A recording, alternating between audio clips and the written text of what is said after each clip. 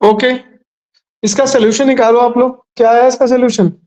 This question is presented ना first, then we move for transmission transmission mode. इसका answer क्या है? किसका किसी ने सॉल्व किया? Please solve this question right now.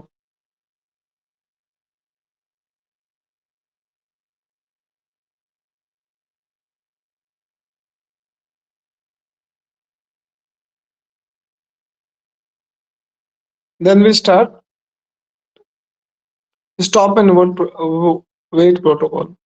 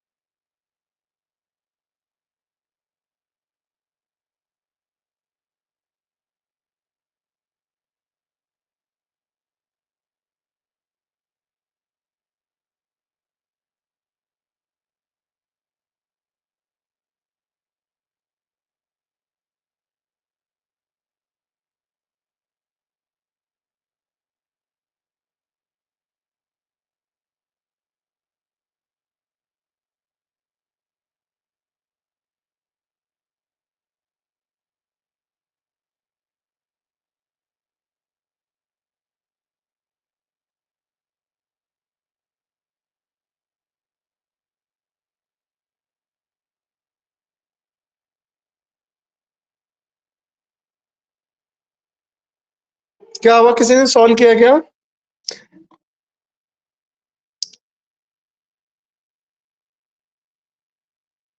Anyone?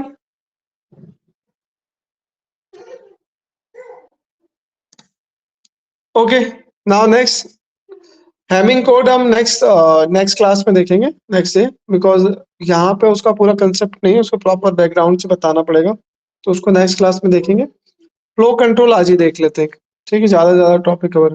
Flow control क्या होता है? What is control? Anyone? What the meaning of flow control?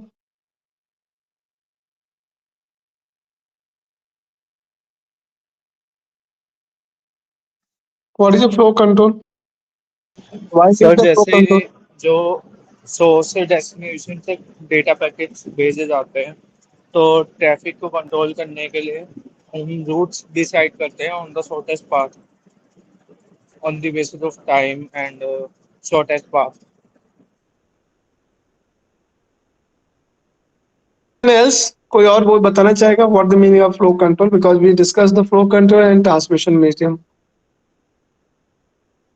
This is topic very important in 100 or 99% in come in your exam. So basically flow control is a way where we can sending the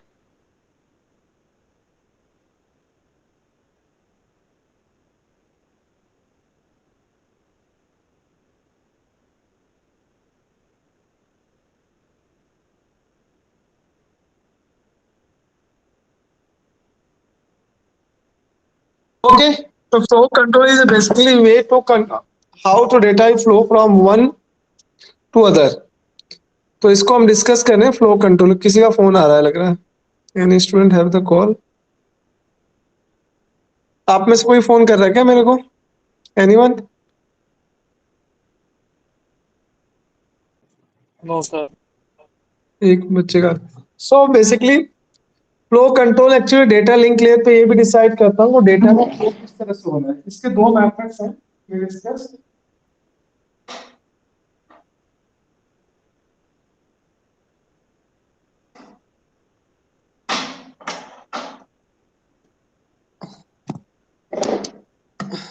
आपका वो Hamming code वाला जो question है ना, वो मैं कराऊंगा आपको नेक्स्ट क्लास में, स्टार्टिंग में ही करा देगा, बिकॉज यहाँ पे सफिशिएंट इंफॉर्मेशन नहीं है हेमिंग कोड को जिससे आपको समझ में आए कंसेप्ट, क्योंकि हेमिंग डिस्टेंस सारी कंसेप्ट को इंटरलिंक करना है उसमें। Then we discuss in next class में उसमें।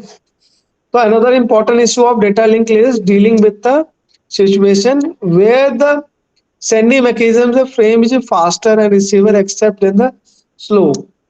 भाई अगर आप किसी चीज को फास्टर वे में से, आप इसको हाईलाइट करो, आप देखो इस लाइन को,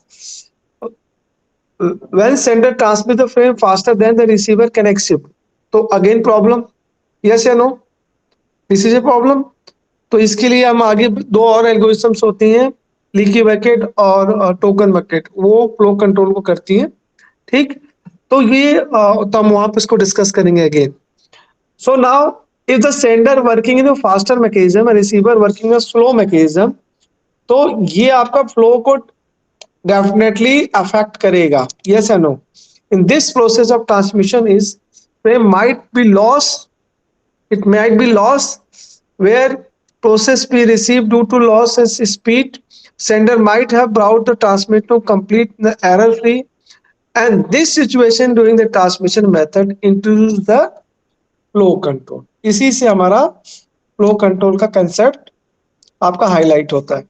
तो flow control is basically meaning is simply कि when somebody sending, some device are sending the data to other side, so where is some chances कि it may be sender speed is more, receiver speed is low. So sometime if the right now continuous data filling, so sometime receiver is discard the some data, or sometime its error occur.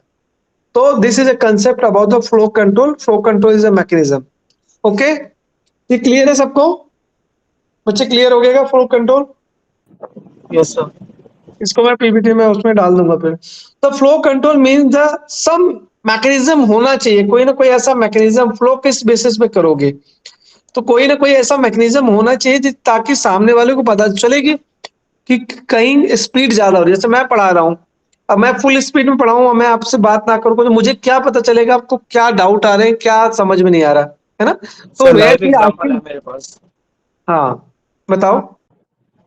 Sir वो जो जावा spring की class होती है वही है live example.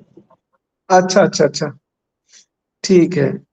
तो इसमें क्या है, मतलब कि आपको ये समझ में आना चाहिए कोई ऐसा मैकेनिज्म होना चाहिए जिससे हमें सेंडर से और रिसीवर के बीच में एक फीडबैक एंड कम्युनिकेशन आ जाए कि नहीं अभी डेटा हो गया इनफ, या स्पीड ज्यादा है, या फ्रेम आपने जो सेंड किया वो मेरे तक मिला नहीं, मैसेज पहुंचा नहीं है, लॉस हो गया। ये सारी चीजें उसी की पार्ट है।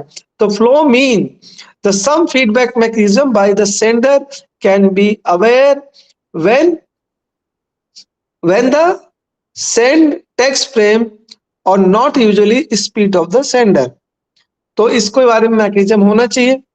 if the frame accept and processed by receiver then only the sender send the next frame, मतलब कि आपने जो प्रीवियस फ्रेम आपने सेंड किया बच्चों, वो जब एक्सेप्ट हो जाएगा, वो एक्सेप्ट करके एक्नॉलेज के तब अगला फ्रेम भेजो, ना कि उसने एक्सेप्ट नहीं किया अब फ्रेम पे फ्रेम भेजे जा रहे हो, उसका कोई मीनिंग नहीं है क्योंकि रिसीवर को कुछ रिसीव ही नहीं हुआ, वो उसको कुछ समझ में नहीं आया, तो क्या मतलब उसका, तो एरर आ जाएगा। इस तरह से इसको आपको बैलेंस करना है। तो it's said that the speed of sender receiver should be compatible to each other. एक और इंपॉर्टेंट पॉइंट इसी में आता है कि भाई कि ये तो ठीक है एक्नॉलेज, लेकिन स्पीड में भी कंपेटेबल होना चाहिए। ऐसा नहीं कि आपने सेंडर की डिवाइस तो आपने 100 की लगा दी और स्पीडर के स्पीड आपने 50 की रखी है, तो कभी वो बैलेंस ही नहीं होगा। तो इस पे बैलेंस होना चाहिए। दूसरा, so the receiver will receive और process the frame send by the sender, receiver has a limit the clock limit the block of memory is called buffer. तो हम एक बफर का भी कंसेप्ट यूज करते हैं। बफर क्या होता है? Buffer some extra memory, buffer क्या है? Some extra memory which can attach to the receiver side और ऑफ कोर्स सेंडर साइड भी हम कर सकते हैं। उससे क्या होगा, जो एक्स्ट्रा फ्रेम आ रहा है रिसीवर से स्टोर हो जाए, उसमें एक तरह से उसमें स्टोर होगा। जब वो स्टोर होगा तो जब फ्यूचर में हमें यूज करना होगा तो हम वहां से उसको वन बाय वन एक एक फ्रेम उठाएंगे, एक एक फ्रेम उठाएंगे और उसको हम बाद में यूज कर सकते हैं। तो उस स्पीड को गैप को कम करने में हमारा बफर कुछ हद तक हेल्प कर सकता है, buffer memory. So there are several methods available to decide where the sender should send one frame or the next frame. This is called as flow control mechanism. Flow control ensure the speed of sending the frame by sender and the speed of receiving the frame by receiver is compatible. अब आता है कि हम करेंगे क्या। Basically two methods है अपने पास। कौन कौन से दो मेथड है बच्चों? पहला है आपका, ध्यान से आप देखें जरा स्क्रीन पे, there are two basic strategy of flow control. एक है जो कहते हैं स्टॉप एंड वेट प्रोटोकॉल, दूसरा है आपका स्लाइडिंग विंडो प्रोटोकॉल। ये एग्जाम में आते ही आते हैं आपके, ठीक। अब बात करते हैं स्टॉप एंड वेट प्रोटोकॉल क्या है आपका। बहुत ही सिंपल सा प्रोटोकॉल है इसमें, स्टॉप एंड वेट प्रोटोकॉल। अब ध्यान से देखें तो stop and wait flow control, अभी हम देखेंगे figure, is simplest form of flow control. In this method receiver indicate the receiving data of each frame by masking broken into multiple frames, indicate the readiness. The sender wait for acknowledge and after the every frame for a specific time is timeout. If the acknowledge not receiving, the sender is sure resending the message again and has frame correctly received on the receiver side. It will be sent the frame only after the acknowledgement has been received. It means this is a diagram, simple diagram. This is a basic to all the things, है ना। तो where is the operation? Which kind of operation is performing a stop and wait protocol? This kind of operation is performing stop and wait protocol. First of all, sender transmit a single frame at a time. Receiver receive the frame and transmit the acknowledgement to the received frame to the sender. And if the third point है कि sender receive the acknowledgement within the time out से पहले उसको मिल जाना चाहिए and फिर go step first. This is a algorithms. Yes. अब again you can see in the diagram, this is a source channel, this is a source channel which can be, this is a source channel, this is a destination channel. Here this is timeout. So here is a frame sent and it may be forwarded and transmission of the frame. यहाँ receive हुआ frame this side पे और simply इसने इसको acknowledgement भेजा कि we receive the first frame. Again यहाँ receive होने के बाद frame के acknowledgement receive होता है, उसके बाद क्या करेगा frame? Again send the next frame. If time out यानी सेंडर जो वेट कर रहा है, मान लो 5 मिनट में के अंदर रिप्लाई आना चाहिए, नहीं आएगा तो by default sender resend again frame और सेंडर या source consider the frame is loss. Clear? तो this is a stop and wait protocol. This is why name is only simply कि first sender send the frame, second receiver receive the frame, then send the acknowledge if the frame is received, yes and no. if मान लो अगर आपको receive नहीं होता तो एक certain time बाद automatic frame resend कर दिया जाएगा, किसके तरफ से? सेंडर की तरफ से। अब आते हैं ये पॉइंट जरा देख लेते हैं, this is important point for you. तो if the frame acknowledge loss during the transmission, it has to retransmit again by the sender. मान लो इसने यहाँ से फ्रेम सेंड किया, दिस इज अ फ्रेम, अगर फ्रेम ये सेंड किया गया यहाँ से, दिस इज अ फ्रेम अगर सेंड हुआ है, दिस इज अ फ्रेम, तो what we do, first of this frame of sending and if the frame is lost in between this here, तो it may be not receive by the receiver. जब इसको receive ही नहीं हुआ तो acknowledgement भेजेगा क्या है? कोई बताओ, ये किसी टाइप की एक्नॉलेजमेंट भेजेगा क्या? अगर आपको कुछ मिला ही नहीं तो आप क्या भेजोगे? कुछ भी नहीं भेजोगे, यस या नो, है ना? You don't send. अगर आपको कुछ रिसीव हुआ, रिसीव, तो देन आप एक्नॉलेजमेंट भेजो। लेकिन अगर आपने एक्नॉलेजमेंट भेजा है, अगर एक्नॉलेजमेंट लॉस्ट हो जाए तो फिर क्या करेंगे हम? अगेन ए प्रॉब्लम, अगर एक्नॉलेजमेंट लॉस हो जाएगा तो व्हाट वी डू, अगेन आप उसको दोबारा से नहीं मिला तो अगेन सोर्स को सेंड करना पड़ेगा। इसमें दो केसेस हो गए, फ्रेम भी लॉस हो सकता है, एक्नॉलेज भी लॉस हो सकता है, और फ्रेम इसने सेंड किया लेकिन नहीं मिला, तो टाइम आउट होगा, एक्नॉलेज को नहीं मिला, तो अगेन ये रीफ्रेम को ही सेंड करेगा। Clear? This method is clear by all? ये क्लियर हो गया क्या? Yes sir. चलो बहुत बढ़िया। अब इसके आगे चलते हैं। ये क्लियर हो गया? टाइम आउट क्लियर हो गया? What is meaning of time out? Sir but एक सिनेरियो में डाउट था। हाँ बोलो। सर मान लो कि मतलब लाइक उसे जो एक्नॉलेज है वो टाइम आउट होने के बाद मिलता है, और वो ऑलरेडी रिक्वेस्ट जो है वो भेज चुका होता है, मतलब लाइक फिर से एक फ्रेम भेज चुका होता है। तो उसी फ्रेम को रिपीट करेगा, पिछले वाले को ही, एज पर एल्गोरिथम। कोई प्रॉब्लम नहीं, दोबारा से हो जाएगा, फिर दोबारा से भेजेगा वो। ठीक है, ठीक। टाइम आउट हो चुका, लेकिन इसमें एक और एल्गो आती है, अभी आगे पढ़ेंगे, जो उसमें कि जो फ्रेम लॉस हुआ है, जिसके क्लॉज लॉस बस उसी का। तो अभी तो सिंपल स्टॉप एंड वेट, हम सिंपल मैकेनिज्म की बात कर रहे हैं। क्लियर? ये सबको क्लियर है जितने बच्चे लॉग इन? क्योंकि अगर ये क्लियर नहीं हो तो आगे वाले बहुत सारी चीजें नहीं क्लियर होंगी। एक बार आप लोग देख लीजिए ये क्लियर है क्या, इसके सारे सिनेरियो? क्लियर है सकती है। ओके, बहुत बढ़िया बहुत बढ़िया, क्योंकि ये एग्जाम में आने वाला क्वेश्चन है आपका। अब आता है प्रॉब्लम क्या है इसमें, व्हाट इज प्रॉब्लम? प्रॉब्लम देख ले इसमें प्रॉब्लम क्या है। तो प्रॉब्लम क्या है? Only one frame can transmit at a time, only one frame transmit at a time, and that often led to insufficient transmission of channel till gate। बात समझ में आई? मतलब कि भाई एक ही फ्रेम एक बार भेज सकते हो, वेरी सिंपल मैकेनिज्म की बात कर रहा है ये। तो and they till we get an acknowledged sender cannot be acknowledgement of sender cannot be transmit any new packet during the this time, और सेंडर और जो सेंडर का जो चैनल है अनयूटिलाइज है। मान लो कि एक ही फ्रेम एट अ टाइम भेजोगे, और कब तक वो सेंडर बैठा रह गया? जब तक या तो टाइम आउट ना हो या जब तक उसे एक्नॉलेज ना मिले। तो दिस इज अ डिसएडवांटेज, है ना? इसमें चैनल क्या, आपका सेंडर का जो यूटिलाइजेशन हो लेस हो रहा है, चैनल का भी यूटिलाइजेशन वेस्ट हो रहा है, क्योंकि बहुत टाइम तक चैनल क्या आइडल रहेगा, कुछ काम ही नहीं करेगा। क्लियर है? अब बात करते हैं, प्रॉब्लम हमने डिस्कस कर ली।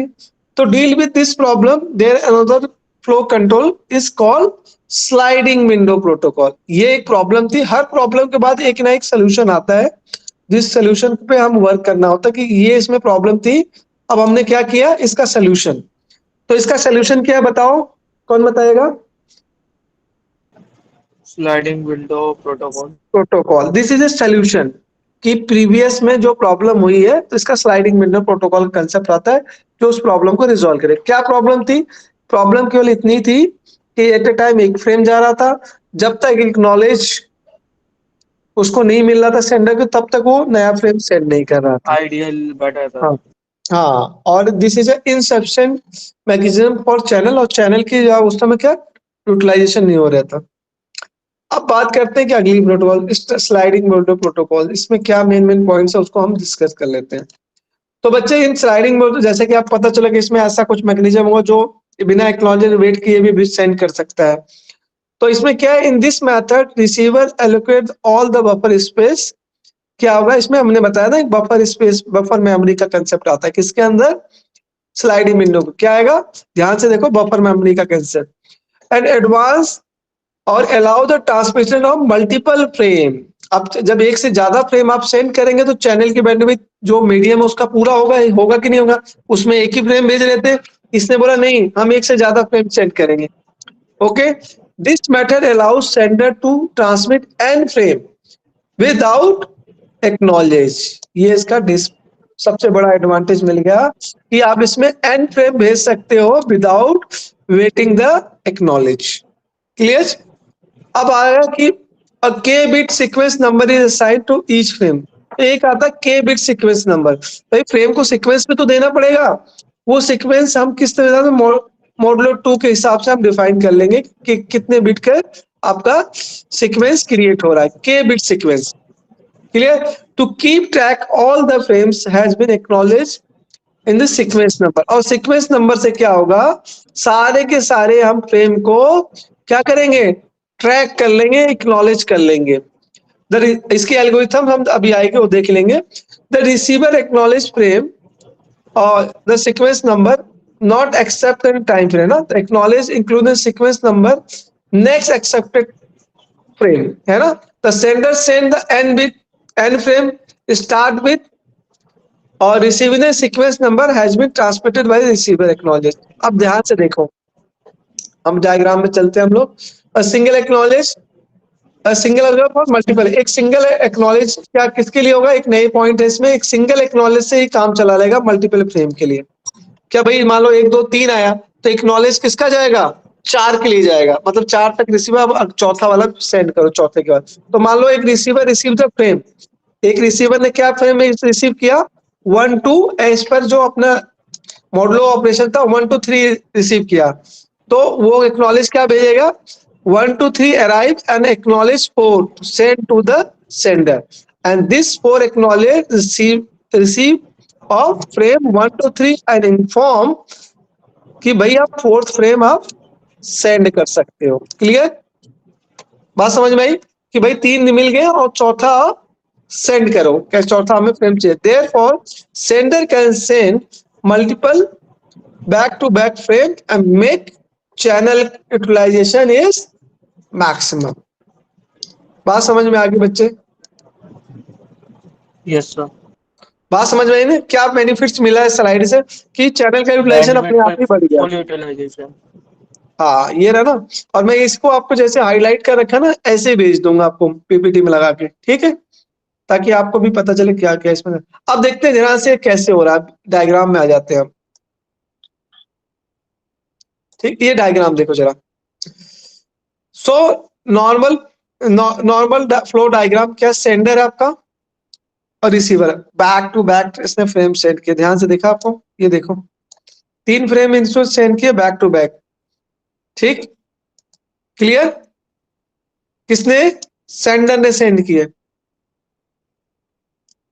क्लियर, और रिसीवर इसको रिसीव कर रहा है। अब ध्यान से देखो, अब एक्नॉलेज ने जैसा कि हमने आपको थ्योरी बताई, एक्नॉलेज किसके लिए जाएगा, 4 के लिए जाएगा, यस या नो। अब उसके बाद क्या, अब ये क्या करेगा, अगले 3 फ्रेम इसने भेज दिया, मान लो इसमें 2 ही फ्रेम दिखा रहा है, लेकिन ये नंबर ऑफ फ्रेम कितने भेजेगा, ये इस पे डिपेंड करता है कि स्लाइडिंग विंडो का साइज क्या है। मान लो 3 है तो 3 के सेट में भेजेगा। हमने बताया ना ये ऑपरेशन, इसका फॉर्मूला भी आएगा। यहाँ पे देखो, ये सीक्वेंस किसका, के bit sequence number assign to each frame है ना, ये रहा एन फ्रेम के bit sequence and modulo two arithmetic. अभी आगे फॉर्मूला आएगा हम बता देंगे। क्लियर, ये बात समझ में आ गई क्या, स्लाइडिंग विंडो,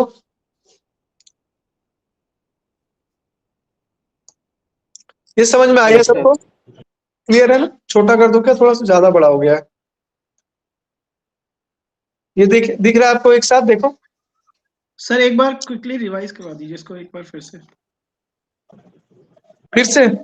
देखो सिंपल सी बात है कि शॉर्ट में करवा दीजिए सर। शॉर्ट में ही रिवाइज कर रहा हूँ, बिल्कुल मैं तो दिखा तो दूं क्या हम पढ़ रहे हैं। देखो फ्लो कंट्रोल बेसिकली मेथड होता है कि अगर सेंडर और रिसीवर में डेटा का ट्रांसमिशन हो रहा है तो सेंडर क्या एक डेटा सेंड करेगा रिसीवर को, लेकिन इसमें प्रॉब्लम क्या थी, normal flow without flow control कि सेंडर की स्पीड कई बार ज्यादा होती थी, रिसीवर की स्पीड कई बार कम होती थी, है ना। तो क्या होता, उससे कम्युनिकेशन और गैप आ रहा था, एरर आ रहा था बेसिकली। ठीक, तो उसके बाद उन्होंने कहा ठीक है हम एक मैकेनिज्म लेके आते हैं, 2 mechanism, there are 2 basic strategy for flow control. कौन सी थी, एक स्टॉप एंड वेट प्रोटोकॉल था, दूसरा स्लाइडिंग विंडो प्रोटोकॉल था। स्टॉप एंड वेट प्रोटोकॉल में क्या बोलता है कि आप सेंडर एट ए टाइम एक ही फ्रेम सेंड करेगा, रिसीवर रिसीव करेगा और उसको एक्नॉलेज भेजेगा, एक्नॉलेजमेंट। अगर उसको एक्नॉलेजमेंट मिलेगी तो फिर अगला फ्रेम भेजेगा। इसमें क्या हो रहा था, चैनल का आपका आइडल लगा था, बैंडविड्थ का यूटिलाइजेशन लो हो रहा था, और इसमें एक और प्रॉब्लम थी कि अगर सेंडर ने रिसीवर को, इसमें और सिनेरियो कि भाई हो सकता है फ्रेम लॉस हो जाए तो एक्नॉलेज नहीं आएगा, अगर हो सकता है एक्नॉलेज लॉस हो जाए तो सेंडर को वापस से वही फ्रेम टाइम आउट होने के बाद सेम फ्रेम दोबारा भेजना पड़ रहा था। क्लियर? इतना था। यानी जब तक receive stop and wait, stop and wait मतलब नाम से पता चला, स्टॉप एंड वेट किसके लिए? एक्नॉलेज के लिए। क्लियर? सेंड के बाद बैक। दूसरा आया था इसका, फिर इसमें प्रॉब्लम थी, चैनल की यूटिलाइजेशन नहीं हो रही थी। ठीक, तो ये इसकी एल्गोरिथम थी। ठीक, ये हमने कर लिया ऑलरेडी। इसके बाद हमें आया कि चैनल की यूटिलाइजेशन नहीं हो पा रही है, तो आया फिर इसका सोल्यूशन लेके कौन? Sliding window protocol. तो स्लाइडिंग विंडो प्रोटोकॉल कहता है कि ठीक है, हम इस जो सेंडर था उसको ये अलाउ कर देंगे, एक से ज्यादा फ्रेम एट अ टाइम भेज सकता है। रिसीवर को पास हम बफर दे देंगे, वो भी एक से ज्यादा frame at a time receive कर लेगा। और इसमें स्लाइडिंग विंडो का साइज डिफाइन कर दिया। विंडो का साइज 1 2 3 4 व्हाटएवर हो सकता है। ठीक है, और वो किस पे डिपेंड करेगा? उन्होंने बोला के बिट सीक्वेंस बना लेंगे, उस हिसाब से पता चल जाएगा कि एक फ्रेम में एट अ टाइम कितने हैं। ठीक, अब क्या है कि उसने एक साथ 3 फ्रेम भेजा रिसीवर को, तो रिसीवर क्या करेगा? जो उसको तीनों के एक्नॉलेजमेंट एक साथ भेजेगा, तीनों की एक्नॉलेजमेंट एक साथ भेजेगा। देखो, फोर्थ के लिए, ना कि वो थर्ड को। अब इस जब वो 4 एक्नॉलेजमेंट रिसीव होगी तो सेंटर समझ जाएगा कि फ्रेम 1 2 3 करेक्टली पहुंच चुका है। अब उसको अगले 3 फ्रेम भेजने हैं जो कि विंडो साइज में डिफाइंड है, तो 4 5 6 7 एक साथ भेजेगा। इससे क्या होगा? चैनल का जो बैंडविड्थ का मैक्सिमम यूटिलाइजेशन होगा और आपका वेटिंग टाइम कम हो जाएगा। क्लियर? हाँ सर, अब क्लियर हो गया। क्लियर? Yes sir. अब सर देखो मतलब मेन, के सीक्वेंस में वो जो हाँ था ये नंबर रहा ना ऑफ बेटा, जो डिसाइड करते हैं के में, अगर उसका 5 होगा तो 5 फ्रेम भेजेंगे। हाँ 5 भेजेगा। देखो ये आ गया ना, अब उसी की बात कर रहे थे। तो the sequence number of field in the frame is that finite size. पहली बात अनफाइनाइट नहीं होगा, एक फाइनाइट साइज होगा। ठीक, अब यहाँ देखो, इफ द के बिट आर रिजर्व और the sequence number, the value of sequence range कितने से कितने तक हो सकता है? 0 से लेकर 2 की पावर k माइनस 1 हो सकता है। Clear? This is a formula. Clear? अब आगे चलते हैं, इसके आगे ऑपरेशन ऑफ स्लाइडिंग विंडो। ठीक, क्या operation of sliding window protocols में क्या ऑपरेशन होते हैं? तो देन सेंडिंग ऑपरेशन। तो हमने ऑपरेशन क्या किया, इसमें 2-3 चीजें चाहिए। In this mechanism we maintain the 2 type windows. 2 window मैंने कहे जिसको हम बफर बोल रहे हैं, sending window and receiving window. अभी हम फिगर में देखेंगे कौन सी 2 विंडो। ठीक, अब ध्यान से देखना, ये उसका एडवांस वर्जन है। जैसे हमने कैसे काम किया, आपने वहां एक ब्लॉक डायग्राम देखा, अब क्या कह रहा हूं, सेंडिंग विंडो को हम सेपरेटली देखना।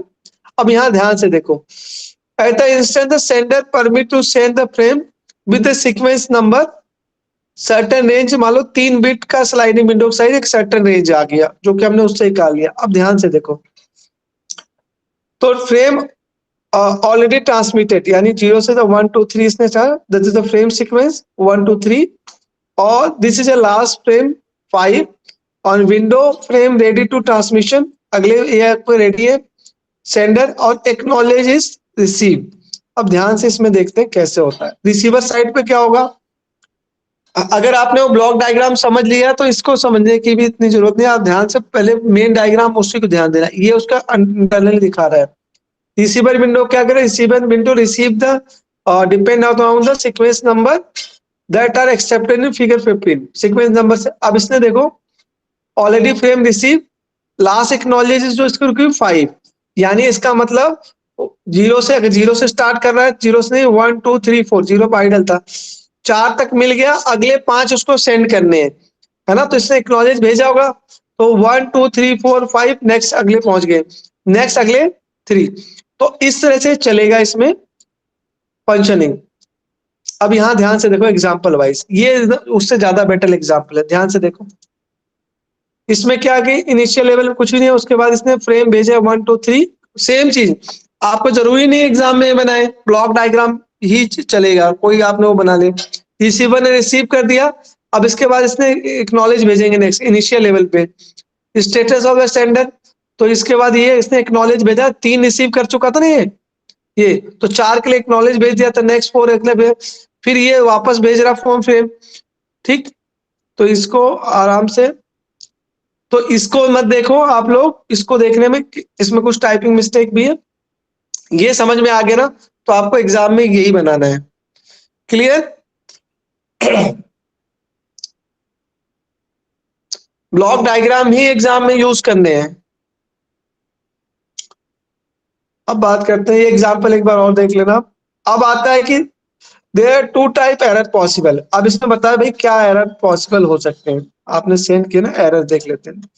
There are two type error possible in task में ना, सोर्स टू डेस्टिनेशन। पहला हो सकता है कि फ्रेम लॉस हो जाए, हो सकता है ना, लॉस द फ्रेम। दूसरा होता है damage the frame but some bit has been change, और हो सकता है चेंज हो जाए। तो two common method used in sliding window protocol. अब उसने बोला भाई अगर ये हो जाएगा, आप एक साथ एक से ज्यादा फ्रेम तो सेंड कर रहे हो, लेकिन हो सकता है उसमें कोई एक फ्रेम करेक्ट हो जाए या पूरा का पूरा लॉस हो जाए, तब क्या करोगे आप, ये क्वेश्चन आया इसमें। तो इसने बोला कि हम ऐसा कहते हैं, गो बैक एनआरक्यू मेथड यूज करेंगे, दूसरा सेलेक्टिव रिपीटिव मेथड यूज करेंगे। बात समझ में आई? कौन से दो मेथड यूज करेंगे बच्चे?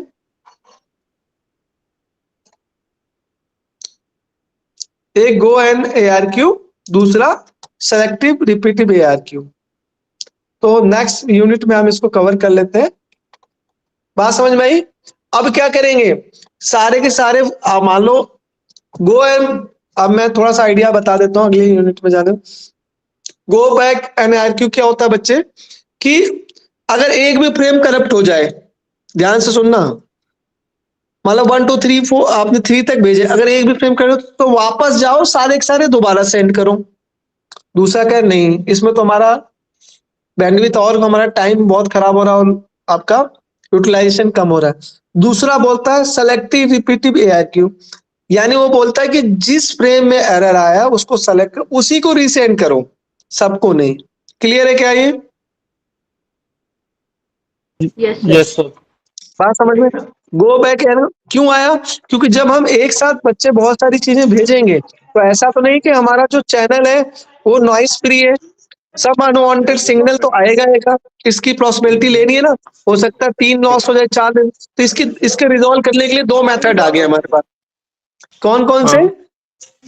हाँ, कौन कौन से मेथड आए हमारे पास? एक आया गो बैक एरर, यानी जहां पे एरर यानी सबको रीसेट कर दो उस पोजीशन से जाके। दूसरा है केवल सेलेक्टिव रिपीटिव को हम सेंड करें। ठीक, अब चलते हैं अगले पार्ट में इसके, नेक्स्ट यूनिट में। और ये जो था नेहा, ये हैमिंग वाला ना मैं नेक्स्ट क्लास में करा दूंगा बच्चे ना, उसमें पता है कुछ नहीं है इसमें बुक में। पीपीटी भेज देना। क्या? हाँ हाँ भेज पीपीटी देंगे भेज बेटा, देना। भेज दूंगा। तो नेक्स्ट वाला जो है ना हेमिंग वाला, उसमें हेमिंग डिस्टेंस बताना, वो मैं अलग अलग बुक से अलग तरीके से बताऊंगा। इसमें थोड़ा सा डिफिकल्ट है, इसमें सिंपल ही दे रखा है, लेकिन इसमें कैलकुलेशन वाला पार्ट उतना अच्छा नहीं दे रखा है। ठीक है, तो नेक्स्ट क्लास में नेहा आपका ही करा दूंगा। ठीक है नेहा?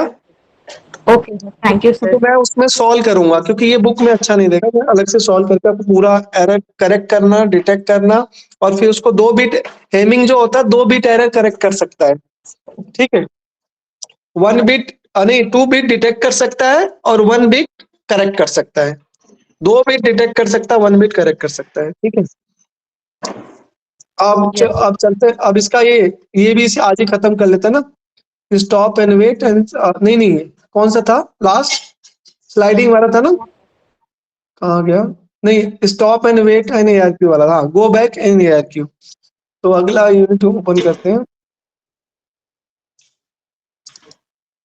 सबसे दिक्कत है कि यूनिट 2 डाउनलोड किसी ने की है क्या, मुझे भेज सकता है क्या?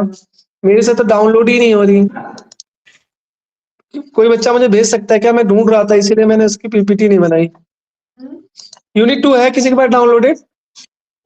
No sir. करो ना फिर, ये तो चल ही नहीं रहा ना, ये अपना ये इग्नू का वो चल ही नहीं रहा। करो, कोई डाउनलोड किसी और सोर्स से डाउनलोड कर लो, गूगल पे। ज्ञान कोश क्यों नहीं चल रहा है? मैं यूनिट ब्लॉक इसके सारे डाउनलोड ही नहीं कर पा रहा हूँ। किसी बच्चे के पास है क्या, या कोई लिंक है तो मुझे दे दो, लिंक जहां से मैं डाउनलोड कर लूं। नेहा आपके पास है क्या बच्चे? सर डाउनलोड कर रही हूँ 1 मिनट। हाँ, इसके आगे वाला जिसमें गो बैन है यार क्यों ना, तो उसको उस टॉपिक को फिनिश कर लेते हैं। मैंने ये इससे डाउनलोड किया, लेकिन इसमें पता है इसमें इनके पास भी नहीं है, और ये क्यों नहीं चल रहा है, इग्नोर गया कुछ। सर मैंने नेहा को बोले, नेहा भेज रही है। हाँ ठीक है, तो अभी उसको एक दो टॉपिक झट से मैं फिनिश करवाता हूँ ना, 2 टॉपिक और है। आज पूरे दिन क्लास है कि बस अब इसके बाद क्लास नहीं है? सर 4 बजे तक क्लास है, बट मेरे को अभी जाना पड़ेगा। ये डाउनलोड ही नहीं हो रहा।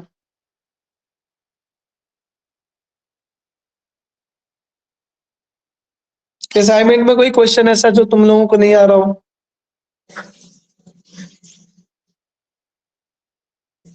असाइनमेंट आ गया आप लोगों के?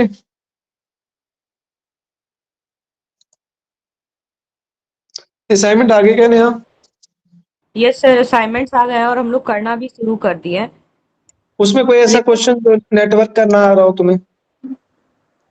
हाँ सर, फिलहाल तो अभी स्टार्ट नहीं किया मैंने असाइनमेंट बनाना। ठीक है, स्टार्ट करना तो बताना, ठीक है। कोई क्वेश्चन है लेकिन नहीं आ रहा तो बताना। ये तो चालू भी नहीं हो रहा, कैसे करें? किसी कोई और नहीं है रिसोर्स जहां से हम कर सकते हैं इसको?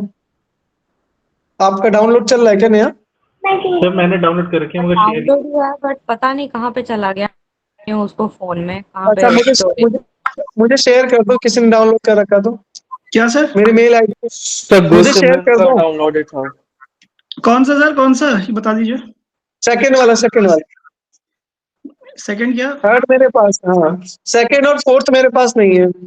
सेकंड ब्लॉक मुझे भेज दो, ताकि मैं उसमें ना वो 2 टॉपिक्स अभी डिस्कस किए उसको कंटिन्यूशन में हम कर लेंगे। ये एमसीएस क्या है इसका कोड? 220 एमसीए 218। 218 ठीक है, 1 मिनट। सर ये कब तक चलेगी क्लास? अब सर बेटा ये इग्नू 11:30, के 11:30 हिसाब तक से चलेगी। डाउनलोड हो रहा है। 11:30 तक चलेगी। वैसे तो 12 बजे तक, लेकिन कंटिन्यूशन में फिर अगली क्लास भी है ना, तो 11:40 तक चलाऊंगा। आप तो जा रहे हो ना? हाँ सर जाना पड़ेगा, जॉब हाँ, स्टार्ट अगर आ है। जाएगा तो तुम्हारे 2 टॉपिक्स और क्लियर करा देता हूँ, चलिए।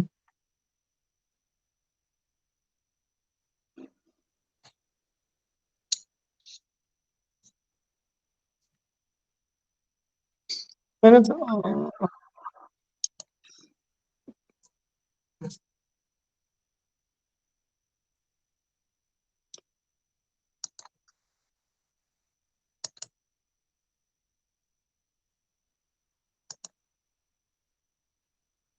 मीडिया एक्सेस कंट्रोल वाला चाहिए ना आपको sir?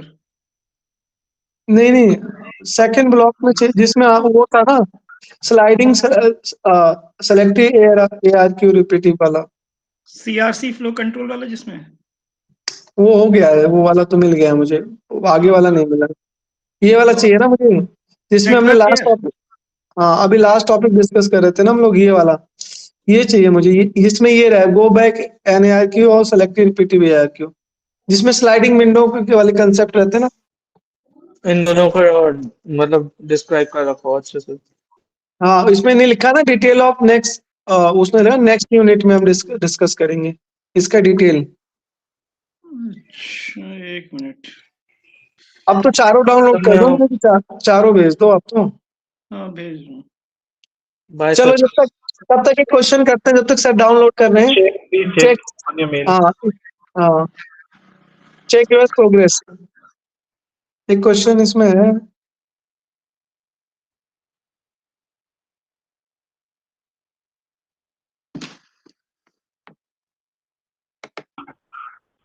Sir I shared please check on your mail. कर दिया आपने? मेल दूं क्या? मेल आपने शेयर कर दी क्या मुझे? हाँ जी सर, कहाँ पे शेयर किया आपने? ऑन योर ईमेल है। अच्छा, मेरी ईमेल आईडी पे। देख लेता हूँ। इस पे ईमेल आईडी पता थी क्या आपको? इस पे आएगा।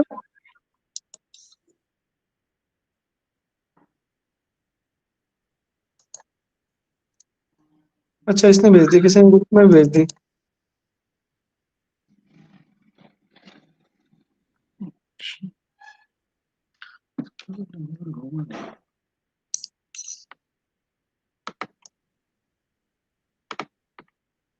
अच्छा, व्हाट्सएप पे आ गया इतना? व्हाट्सएप की लिमिट कितनी है?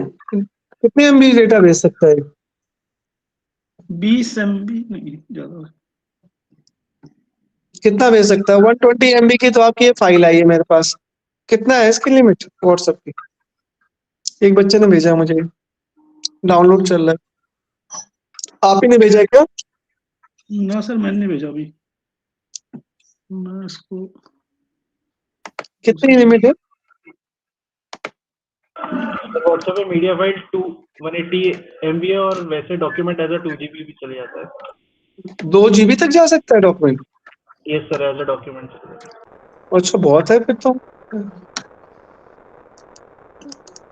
ओपन हो जा भाई, हो गया।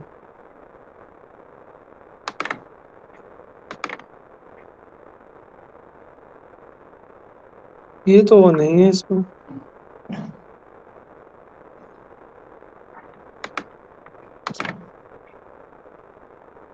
ये इसमें वो टॉपिक नहीं है। एक चलो, मिनट सर।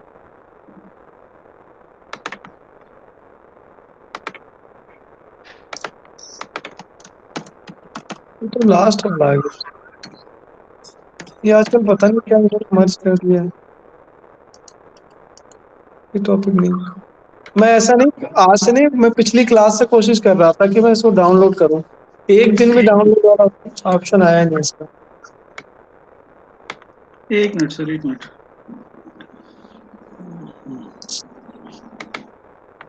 सर मैं स्क्रीन शेयर कर रहा हूँ। हाँ, स्क्रीन शेयर कर दो, मैं उसी से हाँ शेयर करना। जब स्क्रीन मैं अपनी प्रेजेंटेशन बंद कर देता हूँ। शेयर करो फिर मैं बताता हूँ। और मिल जाए तो मुझे भेज देना, तो ताकि मैं आगे के आपके लेक्चर नोट्स बना पाऊंगा ना उस पे।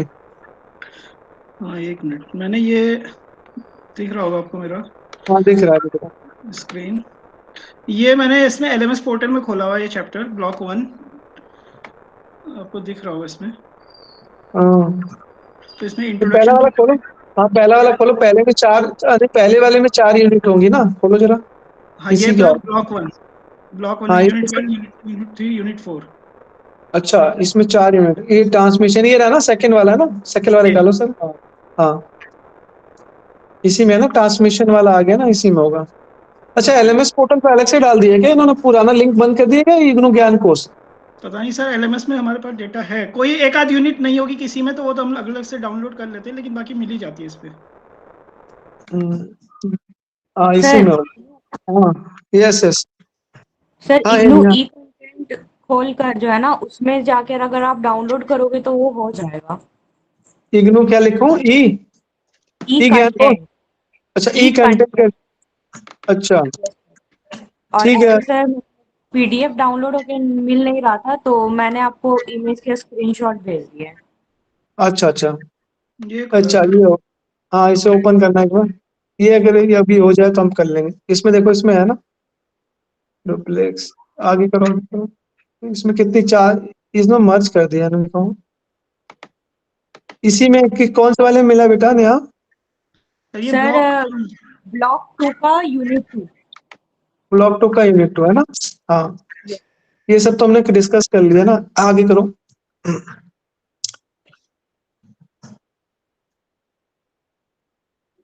पहले सारे अलग अलग आते थे, अब एक बुकलेट में यूनिट 2।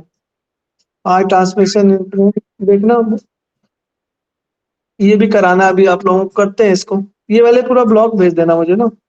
पहले वो देख लो अभी वाला टॉपिक है कि नहीं।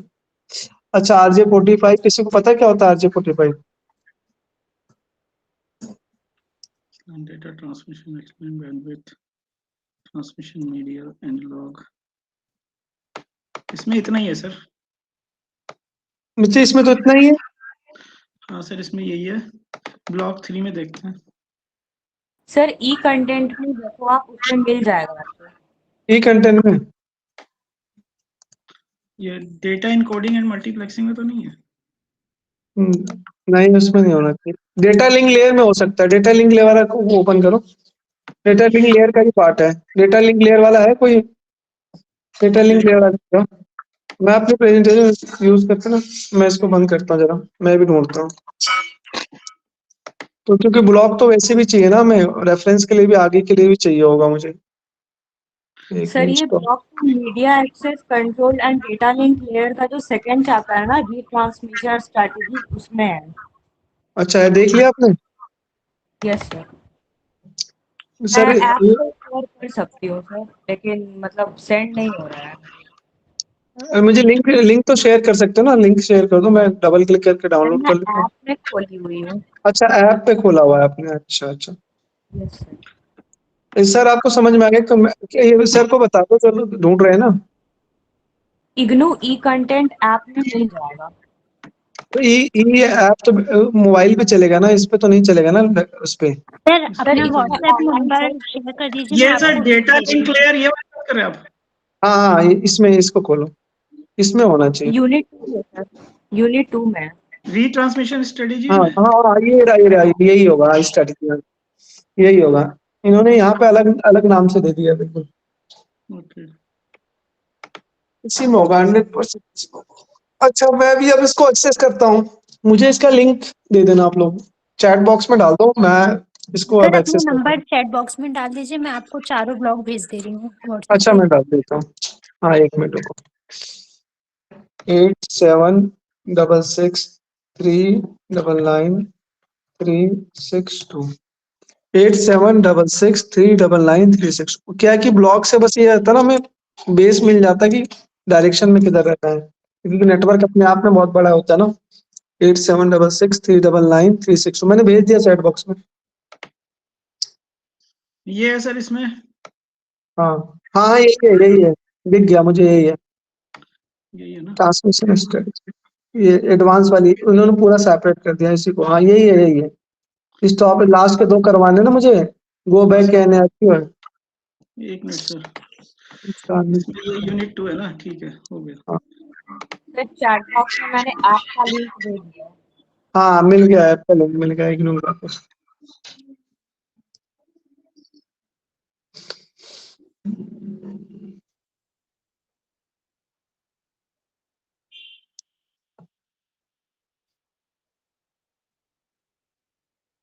आ गया, चलो किसी बच्चे ने भेज दिया, चलो पहले स्टार्ट कर लेते हैं। हम्म। आप लोग वर्किंग भी हैं क्या, कहीं जॉब वॉब कर रहे हैं कि नहीं कर रहे हैं आप लोग? हाँ सर, जॉब भी कर रहे हैं सर। नहीं, बहुत जरूरी है एमसीए के साथ ना, क्योंकि एक्सपीरियंस की वैल्यू है बहुत। कौन सा हाँ। नंबर है आपका ये?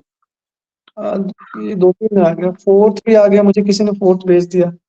सर अभी मैं ये किसी इग्नू वाला जो ग्रुप है ना सर, हाँ, उसमें भेज रहा हूँ मैं। सर मैंने उसी में आपके व्हाट्सएप नंबर पे ब्लॉग 1 2 3 4 चारों भेज दिए हैं। सारों भेज दिए हैं, ठीक है।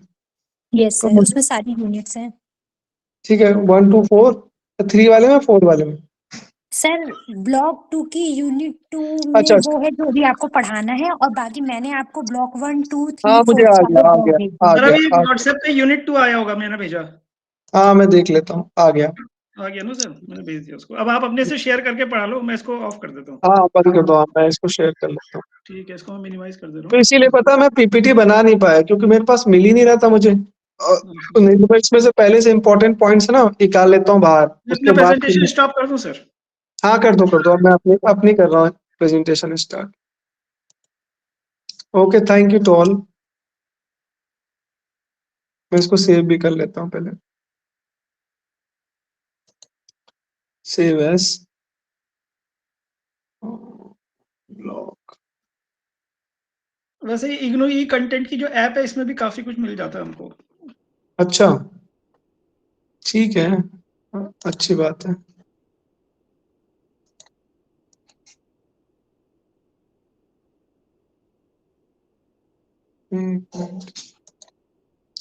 मैंने सेव कर लिया, एक बार ओपन कर लूं। एडोब रीडर अच्छा नहीं चल रहा आज, मतलब एडोब रीडर में कुछ प्रॉब्लम चल रही है क्या? मेरे पास जेन्युइन होने के बाद भी नहीं, मैं तो एक्सप्लोरर का यूज कर रहा हूँ, ओपन नहीं कर हाँ, रहा आजकल ऐसे ही चल रहा है। है ना। एडोब रीडर में कुछ प्रॉब्लम चल रही है, मुझे लग रहा है हाँ, मैं भी खोलता हूँ कई बार तो प्रॉब्लम करता है, तो अपने आप ही हैंग खुलता है कर वो। रहा है। वो तो मैं इसीलिए, मैं पता है, मैं उससे ओपन कर लेता हूँ, माइक्रोसॉफ्ट एज से, उसपे बढ़िया चलता है। हाँ हाँ, एज से सही चलता है, ये सही कह रहा हूँ। तो ऐसा क्यों मेरे पास तो विंडो भी जेन्युइन है, सब जेन्युइन है, उसके बाद भी पता नहीं सर क्या है इनका, मेरे पास भी विंडोज जेन्युइन है, ऑफिस 365 ले रखा मेरा, तो तब भी प्रॉब्लम करता है। उसमें भी दिक्कत कर रहा है ना। हाँ सर। मुझे लग रहा है लॉग आउट हो गया क्या? एक मिनट रुको। प्रेजेंटेशन वाला स्किल मुझे लग रहा है लॉग आउट हो गया। ये मैं एआई बेस मैंने ले लिया ना, सिस्टम बहुत दिक्कत करता है, ये अपने आप ही प्रीवियस टास्क को ही दिखाता है बार बार। अच्छा, मतलब आजकल आपके सिस्टम, लैपटॉप ये वाला नहीं ले। हाँ, लैपटॉप में एआई बेस वाला मैंने ले लिया है, तो कुछ ना कुछ मुझे तो अभी तक 1 साल हो गए हैं, अभी तक कंफ्यूजन ही रहता है इसमें। अरे ये क्या हुआ? मेरा लॉग आउट हो गया, मैं दोबारा से लॉग इन करता हूँ। इसमें दिक्कत है। चलो मैं दोबारा से लॉग इन करता हूँ डेस्कटॉप से। गूगल मीट कहाँ है अपना? ऐसे कैसे हो गया? मेरी कितनी स्क्रीन दिख रही है? एक ही दिख रहा है ना?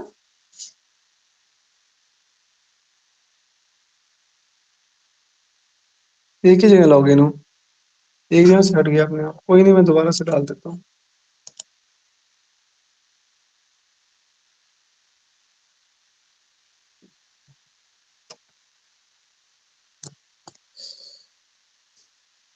तो अभी जॉब कौन से प्रोफाइल में कर रहे हो? कितने लोग? कुछ लोग गवर्नमेंट जॉब में होंगे, कुछ लोग कॉर्पोरेट में वर्क कर रहे होंगे, कुछ लोग डेवलपर होंगे। कितने ऐसे लोग हैं? कितने ऐसे लोग जिनको लगता है उनकी डेस्टिनी उनको मिल गई है? हेलो, बताओ जब तक मैं डाल रहा हूँ कोड।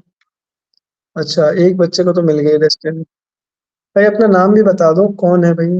अब तो पता है। ग्रीष्मा क्या लिखा है?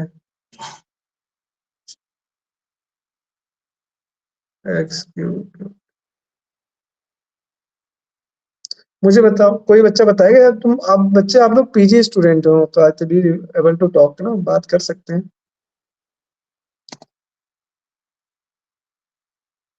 मेरी आवाज नहीं आ रही क्या आप लोगों को?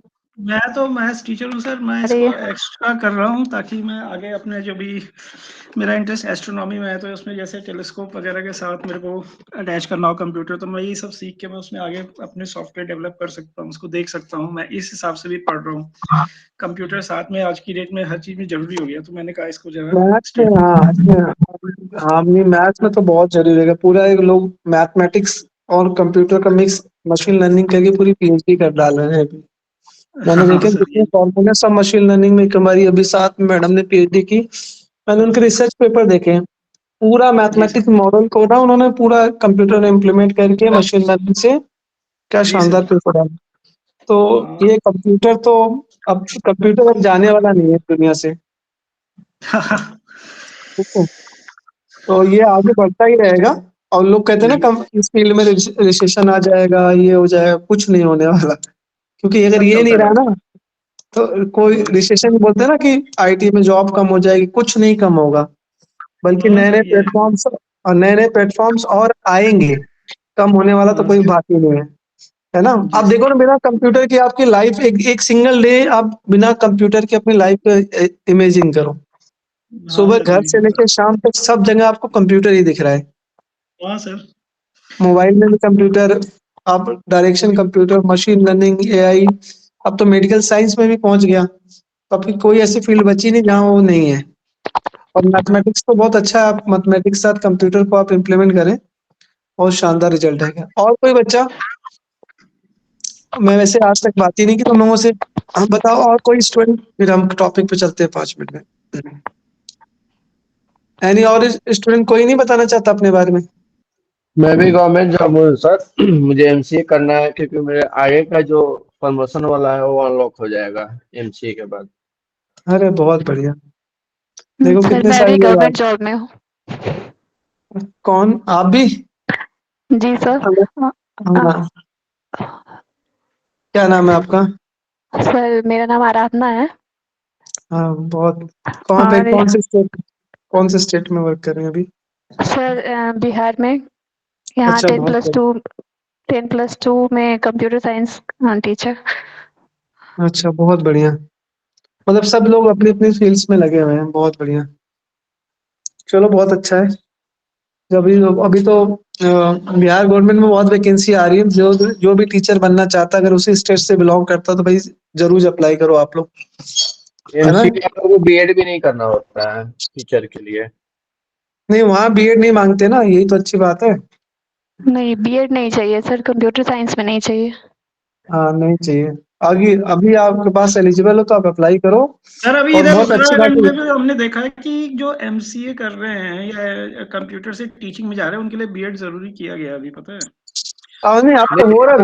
अगले अगले 2 साल में ये सब जगह मैंडेटरी हो जाएगा। अभी तो क्या है जबकि कि प्रोफेशनल डिग्री है, प्रोफेशनल डिग्री वालों को बीएड की जरूरत नहीं होनी चाहिए कायदे से। हाँ, सर कायदे से तो फिलहाल तो इसमें नहीं थी, हमारे यहाँ बिहार में नहीं है बीएड की। हाँ, बीएड अब कंपलसरी नहीं है, बहुत सारे लोग हैं बिना बीएड वाले ही है सर। और ये हाँ, सेंट्रल गवर्नमेंट में ना केवी वगैरह में अब जरूरत हो गई है हाँ, बीएड मांग रहे केवी हैं में अब है सर, केवी में किया अब गया है। ये चीज नहीं होनी चाहिए, पता नहीं क्यों जबरदस्ती वाली बातें कर रहे हैं, और अनएम्प्लॉयमेंट को इसका रोकने के लॉजिक चक्कर में में। बताऊं, लॉजिकल नहीं है, क्योंकि जो बीएड में पढ़ाए जाते सब्जेक्ट ना वो कंप्यूटर के है ही नहीं, तो वैसे भी लॉजिकल नहीं है। बात समझ में? हाँ, बीएड कंप्यूटर में होता ही नहीं। ठीक है, वो नहीं, साइंस में होता है, आर्ट्स वैसा में होता है, फील्ड है, ह्यूमैनिटी में होता है। ये तो वैसा फील्ड है ना, लैंग्वेज प्रोफेशनल फील्ड है, इसमें बच्चों को प्रोफेशनल आपको ट्रेनिंग करनी है, खत्म बात। पता नहीं क्या इसमें चक्कर है। लेकिन अभी आने वाले 2 सालों में मैं बता रहा हूँ सब जगह मैंडेटरी हो। जैसे बिहार में तो अब बहुत सारे स्टेट में अभी क्योंकि लोग ही नहीं है तो इस वजह से अभी इन्होंने छूट दे रखी है, लेकिन आने वाले टाइम में ये मैंडेटरी करने उन्होंने इंडिकेशन दे दिया, सेंट्रल गवर्नमेंट ने कर दिया तो ये सब कर देंगे। हाँ, ठीक है, करेंगे ही। सर लेकिन अच्छी बात। मेरा हाँ, क्वेश्चन है, जैसे मैंने बीसीए इग्नू से किया है और अभी एमसीए हाँ, ऑनलाइन में इग्नू से कर रही हूँ, तो पीएचडी क्या हम्म। मैं ऑनलाइन कर सकती हूँ? कोई दिक्कत तो नहीं है? नहीं, कोई दिक्कत नहीं, इंग्लिश पीएचडी कर लो। पीएचडी पहली बात ऑनलाइन नहीं होती, फुल टाइम होती है। ठीक, पीएचडी में कभी पार्ट टाइम नहीं होती, पीएचडी हमेशा फुल टाइम हो। तो इसमें 6 महीने का आपका कोर्स वर्क के लिए इग्नू में मेन सेंटर में जाकर करना पड़ेगा। लेकिन इसमें एक आपको प्लस पॉइंट बता रहा हूँ, एमसीए करके अपना नेट क्वालिफाई कर लेना। कुछ यूनिवर्सिटी जो होता है ना वर्किंग प्रोफेशनल को, वो इससे एग्जाम कर देती हैं कोर्स वर्क से। ठीक है, आप अपनी लीव से वैसे भी गवर्नमेंट जॉब में तो 2 साल की आपको लीव भी मिलती है पेड वाली, वो शायद आप 6 महीने की लीव लेके आप जाकर कोर्स वर्क कर रहे हैं। उसके बाद अटेंडेंस की क्राइटेरिया से आप बाहर हो जाएंगे, पार्ट टाइम पीएचडी में आप चले जाएंगे, जिसमें बस पार्ट टाइम कुछ नहीं फुल टाइम रहता है। लेकिन उसमें क्या होता है, आपको अटेंडेंस डेली यूनिवर्सिटी जाने की जरूरत नहीं, आपको रिसर्च करें, पेपर पब्लिश करें, पीएचडी अवार्ड हो जाएगी आपकी। ठीक है, सर इग्नू में है क्या कंप्यूटर एप्लीकेशन से पीएचडी हाँ का? बिल्कुल है, इसका सर एंट्रेंस 6 एग्जाम होता है। महीने के 6 महीने का ना छुट्टी नहीं लेना पड़ेगा सर गवर्नमेंट जॉब में? नहीं, इग्नू में तो तो लेना 6 महीने, पड़ेगा, मेरी बात सुनो, अच्छा। इग्नू में लेना पड़ेगा। लेकिन बहुत सारी ऐसी यूनिवर्सिटीज हैं, जैसे भी इलाहाबाद सेंट्रल यूनिवर्सिटी है, उसमें वर्किंग प्रोफेशनल के लिए आप अपने डिपार्टमेंट एनओसी दे के दे दो आपको, उसके लिए मान लो क्या कहते हैं, उसके लिए आपको 6 महीने छुट्टी लेने की जरूरत नहीं, वो ऑनलाइन हाइब्रिड मोड में भी कराते हैं पीएचडी। हाँ, और अभी बनस्थली विद्यापीठ है, ठीक है, जो जयपुर राजस्थान में सबसे one of the toppest university है, लेकिन प्राइवेट में आती है। लेकिन वहां पे भी ऑनलाइन हाइब्रिड मोड में पीएचडी का कोर्स वर्क है, तो बहुत सारे ऑप्शन है आपके पास। ठीक है, ओके सर, जी सर, थैंक्स। ठीक है। तो ऐसा बिहार में भी ऐसे 2-3 यूनिवर्सिटी है जो आपके आसपास ही है, तो वो तो आप वहां जाके आप अप्लाई कर सकते हैं। ठीक है, ऐसा इशू नहीं है। अभी तो एमसीए करें, एमसीए के बाद नेट क्वालिफाई करें, उसके बाद आप पीएचडी के लिए एलिजिबल होंगे या किसी अच्छी जगह से। ठीक है, सर लखनऊ में कोई अच्छा कॉलेज है पीएचडी के लिए? अरे लखनऊ यूनिवर्सिटी है, सबसे लखनऊ है उसमें, लेकिन वो नेट क्वालिफाई चाहिए या उनका अपना एंट्रेंस एग्जाम आपको क्वालिफाई करना पड़ेगा। लखनऊ में तो है ना, लखनऊ यूनिवर्सिटी है, और भी बहुत सारी, अमेठी है, बहुत सारी यूनिवर्सिटी है वैसे तो। लेकिन आप बाकी सब में कोर्स वर्क का पंगा है, तब आप अगर आपको गवर्नमेंट जॉब में तो आप लखनऊ में तो बहुत सारी यूनिवर्सिटी है। प्राइवेट में अभी वहाँ चंडीगढ़ यूनिवर्सिटी भी आ गई है लखनऊ में, तो बहुत सारे ऑप्शन है आपके पास लखनऊ में। ठीक है, छत्रपति शिवाजी, तो बहुत सारी सर यूनिवर्सिटी है। इग्नू में है, सर इग्नू में जैसे दिल्ली से ही कर सकते हैं या लखनऊ से कर सकते हैं? नहीं, इग्नू में प्रॉब्लम मेन कैंपस मैदानगढ़ी से ही करवाते हो, आपको 6 महीना आपको वहां जाना पड़ेगा। ऐसा है, उनके प्रोटोकॉल में लिखा हुआ, आप चाहे तो चेक कर सकते हैं वेबसाइट उस पे जाके, क्योंकि ये फुल टाइम पीएचडी करवाते हैं इग्नू। ठीक है, उसमें 6 महीने कोर्स वर्क के लिए प्रोविजन नहीं, लेकिन आप बाद में देखना वर्किंग प्रोफेशनल वालों को शायद छूट मिल जाए ऑनलाइन कोर्स वर्क में, तो वो शायद हो जाए। लेकिन उसके लिए पहले तो आप एमसीए करने के बाद एंट्रेंस एग्जाम का क्वालिफाई होने के बाद की बात है वो तो। ठीक है, उनके गाइडलाइंस में तो यही लिखा है कि 6 महीने आपको कोर्स वर्क मैंडेटरी है with in the main campus Maidangarhi है, ठीक है। वो तो छुट्टी मिल जाता है सर 6 महीने के लिए गवर्नमेंट की तरफ से, उससे ज्यादा छुट्टी मिलता है। पर ईयर हाँ 33 डे का छुट्टी मिलता है ऑनली। अब तो हायर एजुकेशन के लिए जब भी जाओगे ना तो आपको मिल जाएगा, पीएचडी के लिए जब भी लोगे छुट्टी मिल जाएगा। अब बस 6 महीने की तो बात होती है, उसके बाद तो अब फिर अपना बस को उसके बाद तो आपका रिसर्च वर्क होता है। सैलरी भी ठीक है, कंटिन्यू करता था। आपने क्या, आपने भी लिया था छुट्टी? नहीं सर, लेकिन उसमें सैलरी कंटिन्यू रहता है और लोग भी लेते हैं, तो हाँ नहीं सैलरी सैलरी कंटिन्यू रहती है रहता है। हायर, हाँ हाँ वो रहेगी 6 महीने के लिए तो रहेगी, ज्यादा दिन के लिए 6 महीने तो देंगे वो, तो कोई प्रॉब्लम नहीं। आप बहुत सारे ऑप्शन है, मैं बता रहा हूँ आपके घर पर आसपास जितनी स्टेट यूनिवर्सिटी है वो सब आपके आसपास ही है, आपको कहीं दूर जाने की जरूरत नहीं। बस उनका एंट्रेंस एग्जाम है, गवर्नमेंट का जितनी भी यूनिवर्सिटीज है, चाहे स्टेट हो चाहे सेंटर हो, आपको एंट्रेंस एग्जाम क्वालिफाई करना पड़ेगा। पीएचडी में बिना एंट्रेंस एग्जाम के एडमिशन नहीं होता। और कोशिश करना कि गवर्नमेंट यूनिवर्सिटी फॉलो करो ताकि आपकी फीस कम लगे, है ना, क्योंकि पीएचडी एक लॉन्ग टर्म होता है कि काम के साथ पीएचडी करने में बहुत टाइम जाएगा आपका, तो उसमें हो सकता है मिनिमम वर्किंग प्रोफेशनल के 3.5-4 साल तो वैसे ही हो गया पार्ट टाइम पीएचडी में, प्लस हो सकता है और लगे तो आपको मतलब बहुत ज्यादा पैसा लग सकता है, इसलिए गवर्नमेंट यूनिवर्सिटी प्रेफर करें आप, ठीक है। ओके चलो 3 तो यहाँ गवर्नमेंट जॉब वाले हैं अपने, एटलीस्ट 3 तो हैं। हम ये कर रहे थे, आ जाते हैं इसमें, देखो इसमें ये तीनों ही प्रोटोकॉल इंपॉर्टेंट है और तीनों ही है, ठीक है। तो नाउ हम डिस्कस करते हैं दिस। अभी तो आप लोगों का प्रोबेशन पीरियड चल रहा होगा ज्यादातर बच्चों का जो अभी गवर्नमेंट जॉब में है, यस सर। 2 साल का 2 प्रोबेशन इयर्स होगा। जी सर, 2 साल का। प्रोबेशन पीरियड में पूरी सैलरी देते हैं क्या हाफ? नहीं, पूरा पूरी मिलता है सैलरी सर। देते हैं सर। हाँ सही है, नहीं कहीं कहीं स्टेट में बेसिक ही देते हैं ओनली। मैं तो 12 साल से कर रहा हूँ सर, और 3 साल तक प्रोबेशन पीरियड रहता है, उसमें सर्विस टर्मिनेट 3 भी हो साल हो गया, सकता है। 3 साल नहीं प्रोबेशन सर, पीरियड। हमारे बिहार में 2 साल है और टीचर्स आप में कौन 2 से साल है, स्टेट, बाकी जगह सर तो 1 ईयर है। आप क्या कौन से स्टेट में है सर मैथ वाले सर? मैं बिहार में ही हूँ मैं भी, लेकिन मेरा एक्साइज डिपार्टमेंट है। इसमें 3 साल रेगुलर सर्विस जो होता है, 3 साल रहता है प्रोविजन पीरियड रहता है। इसमें कुछ होता है तो टर्मिनेट होता है सर्विस। अच्छा तीन अच्छा साल हाँ बाद वो, सर्विस कन्फर्मेशन होता है। तो ये हाँ 3 साल तक मतलब अनरेगुलर रहता है।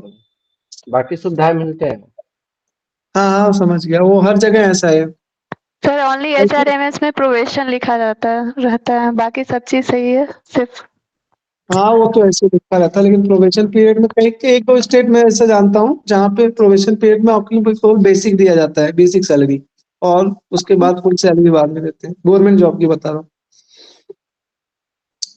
जैसे राजस्थान गवर्नमेंट है, वो किसी भी पोस्ट पे चले जाओ, ठीक, वो बेसिक सैलरी ही देगी आपको 2 साल। खैर चलिए आ जाते, स्टॉप एंड वेट ऑलरेडी हमने कवर कर लिया था पिछले वाले ब्लॉक्स में ही, है ना, ये हो गया। हाँ लेकिन इसमें 2 अब नई चीजें देखनी है, स्टॉप एंड वेट में क्या होता है कि ऑपरेशन क्या क्या होते हैं स्टॉप एंड वेट में ना, ये हम जरा देख लेते हैं। तो आप क्या सर ऑपरेशन मैंने, है स्टॉप? एक सेकंड सर, मैंने जो कंप्लीट बुक आपको शेयर किया था, पेज नंबर 202 210 पे कंटेंट था आपका। अच्छा जो मैंने 124 MB का कंप्लीट बुक दिया था सर को, अच्छा अच्छा अच्छा, ये ये किसी 210 बच्चे पेज ने का भेजा है, है। जी हाँ ये सर, किसी ने 210। भेजा है, ये हाँ मैंने ठीक है भेजा सर। था। वो बुक कंबाइंड बुक है, वो इसलिए उसमें हर एक अच्छा यूनिट और कंबाइंड ब्लॉक। बुक है, ठीक है आपने भेज दिया ना, मैं डाउनलोड करके रख लूंगा। अभी तो ये वाला टॉपिक ही करा दूं, ये वाला थोड़ा सा बचा हुआ है ना। तो इसमें देखो सब लोग अच्छी जॉब करें, मुझे तो बहुत खुशी है कि बहुत सारे बच्चे ऐसे हैं जो अपनी लाइफ में सेटल हैं, ठीक है, और जो नहीं सेटल हैं उनके पास बहुत सारी अपॉर्चुनिटी अभी ऑन गोइंग है, वो उस पर कोशिश करेंगे तो हो जाएंगे, ठीक। सो अभी बिहार में आ रहा है सर, नौकरी का दिक्कत नहीं है। बिहार में तो बहुत सारी नौकरी आ रही है ना दबा के, बहुत सारी, कितना कंप्यूटर शिक्षक की तो बहुत ज्यादा हायरिंग कर ली है बिहार सरकार ने तो, अभी भी कंप्यूटर अभी शिक्षक में सर खाली ही रह जाता है, मैं भी उतना मिल वो नहीं एक्चुअली पाता। उसका क्या रीजन है आप जानते हो सर? उसका रीजन है अदर स्टेट को अलाउ नहीं कर रखा है, तो उसमें है डोमिसाइल, डोमिसाइल अनलॉक है। हाँ, डोमिसाइल वाला ही पंगा है वहां पे। जो पहली बार उन्होंने निकाला था, तो कुछ लोगों का मैं जानता हूँ जिनका हुआ था, तो वहां मैंडेटरी डोमिसाइल था, ठीक है। उसके बाद उन्होंने थोड़ा सा मॉडिफिकेशन किया टायर टीआरई सेकंड में शायद, तो उन्होंने कहा कि नहीं, जो एस्टेट पास होगा तो वो देगा, लेकिन फिर नीचे उन्होंने डोमिसाइल डाल दिया। तीसरी में जाके इन्होंने क्या किया कि डोमिसाइल नहीं, अदर स्टेट का बंदा ही दे सकता है, लेकिन वो आपका स्टेट लेवल का एग्जाम पास होना चाहिए। अब चौथे में पता नहीं क्या किया, अभी चौथा हो रहा है, इसमें मुझे नहीं पता इन्होंने क्या नियम लेके आया। चौथा तो कैंसिल हो गया मैं भी। कैंसिल हो गया ना? हाँ कैंसिल। एडमिट कार्ड नहीं आ गया है उसका, कुछ लोग तो बता रहे हैं मुझे। था, फॉर्म होना था, ये स्टेट का एडमिट कार्ड आ गया। सर टीआरई 4 नहीं हो रहा है, स्टेट होगा 4th। स्टेट फोर्थ क्या होता है? सर वो स्टेट जो भी टीचर बनने से पहले एक जैसे सीटेट होती है ना सर सेंट्रल के, हाँ हाँ। वैसे ही यहाँ पे स्टेट निकालना पड़ता है। एक 9-10 का और एक 11-12, ये दोनों का अलग अलग पेपर होता है। जो स्टेट क्वालिफाइड होंगे वही फिर टीआरई 4 भर पाएंगे। अच्छा, तो स्टेट का एग्जाम है, लेकिन उसमें भी तो डोमिसाइल मांगते हो। स्टेट में तो डोमिसाइल नहीं होता है सर। लेकिन मेन वैकेंसी में तो मांग लेते हैं फिर वो। यहाँ बिहार में तो खुला हुआ है सर, डोमिसाइल नहीं है फिलहाल। जो पहले जो बाहर के लोगों को भी रिजर्वेशन में बहुत सारी लेडीज थी, वो बिहार के जो लेडीज को रिजर्वेशन है उसमें आ जाती थी, उसको थोड़ा हटाया गया है कि आप 35% जनरल में आइए।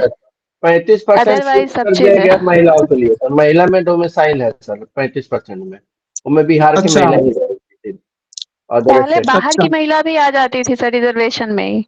अच्छा। बहुत सारे यूपी के लोग यहाँ पूरे बिहार में है ना आए हुए हैं सर। यूपी और हाँ अदर स्टेट भी सर, राजस्थान से लेके अदर स्टेट भी यहाँ पे बहुत सारे हैं। हाँ। मेरे एक जानने वाले मित्र हैं, वो भी बिहार में, जब इससे पहले साल 1.5 साल पहले हिंदी टीचर लगे थे वो पीजीटी पे हिंदी लग गए थे, वहीं पे हैं। अब मुझे पता नहीं, मतलब वहीं पे है, मेरी बहुत दिन से बात है, वो उनका भी वहीं हुआ था। तो लेकिन वही कह रहे थे थोड़ा सा यूपी के कंपेरिजन में सैलरी कम है वहाँ, ऐसा है क्या?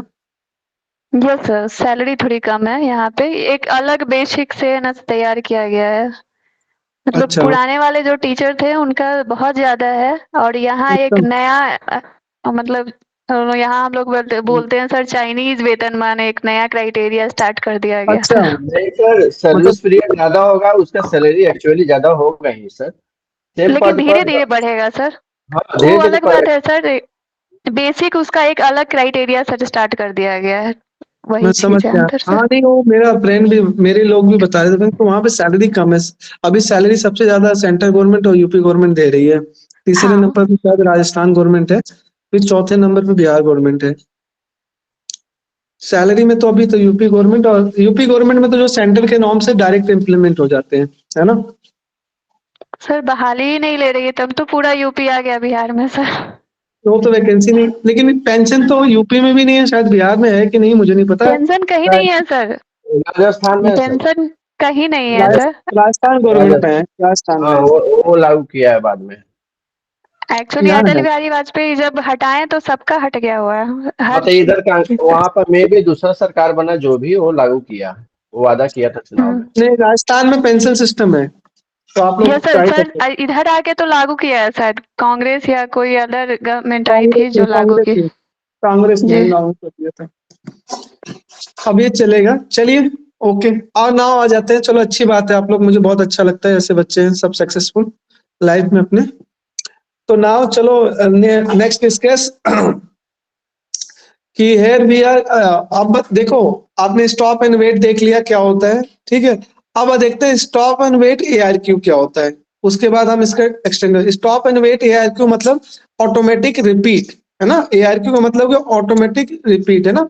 तो इसमें क्या होगा, देखो, हम ये बताने की कोशिश करें, here we consider the information flame to other direction यानी एक्नॉलेज। तो इसमें क्या will lead to error, then recovery process same demand. अगर आपने कोई एरर आ गया तो रिकवरी प्रोसेस आपका डिमांड होगा। तो retransmission is based on the following 4 possibility. तो रीट्रांसमिशन आप किन बेसिस पे आप कर सकते हो, ये 4 पॉसिबिलिटीज हैं आपके पास। पहले हम देखते हैं नॉर्मल ऑपरेशन में क्या होता है। दूसरा, व्हेन एक्नॉलेज लॉस्ट होगा तब क्या होगा। व्हेन फ्रेम लॉस क्या होगा, और व्हेन आपका टाइम आउट हो जाए। तो चारों केस में क्या क्या आपका हो सकता है हम उसको डिस्कवर कर लेते हैं इसमें। ठीक, तो देखते हैं इसमें क्या होता है। नॉर्मल ऑपरेशन क्या होगा, आप सिंपली देखो नॉर्मल ऑपरेशन क्या है, सिंपली सा नॉर्मल ऑपरेशन अपना सिंपल सी दो टर्मों पे, if the sender sending the zero frame acknowledge at 1 will be retransmit if the frame is number 1। तो आपने इसमें क्या किया, सिंपली ध्यान से आप देखें कि सेंडर ने एक जीरो फ्रेम सेंड किया, रिसीवर को रिसीव हुआ, तो इसने एक्नॉलेज किया फर्स्ट के लिए एंड और एक्नॉलेज इन टाइम में आ जाता है, it will be send again this process will be continue till complete transmission take place, this will be successful in the transmission is receive in the time. देखो ये पहला diagram अगर आप ध्यान से देखें, एक सेंडर है इसमें, दिस इज अ सेंडर और this is a receiver, okay here is receiver. अब इसने एक्नॉलेज भेजा फ्रेम 0, इसको रिसीव हुआ, इसने एक्नॉलेज 1 भेजा। अब एक्नॉलेज 1 का मतलब कि नेक्स्ट फ्रेम भेजना है कि 0 ऑलरेडी मिल चुका, तो इसने F1 भेजा, फिर इसको F1। देखो इसमें स्टॉप एंड वेट, लेकिन इसमें हमने कोई भी ऐसा स्टैंडर्ड के लिए ना ही टाइम आउट का केस है ना कोई केस है, ये हो गया एक नॉर्मल ऑपरेशन। अब आता है व्हेन एक्नॉलेज लॉस्ट। अब एक्नॉलेज अगर लॉस्ट हो जाती तो क्या होगा, ठीक सिंपली, तो अगेन अगर फ्रेम्स सेंडर ने फ्रेम सेंड किया दिस फ्रेम एंड रिसीवर ने रिसीव किया दिस फ्रेम, अब व्हेन वी तो F0 इधर रिसीव हुआ, इसने एक्नॉलेज 1 के किया, नो प्रॉब्लम, पहला तो सक्सेसफुल आपका रिसीवर।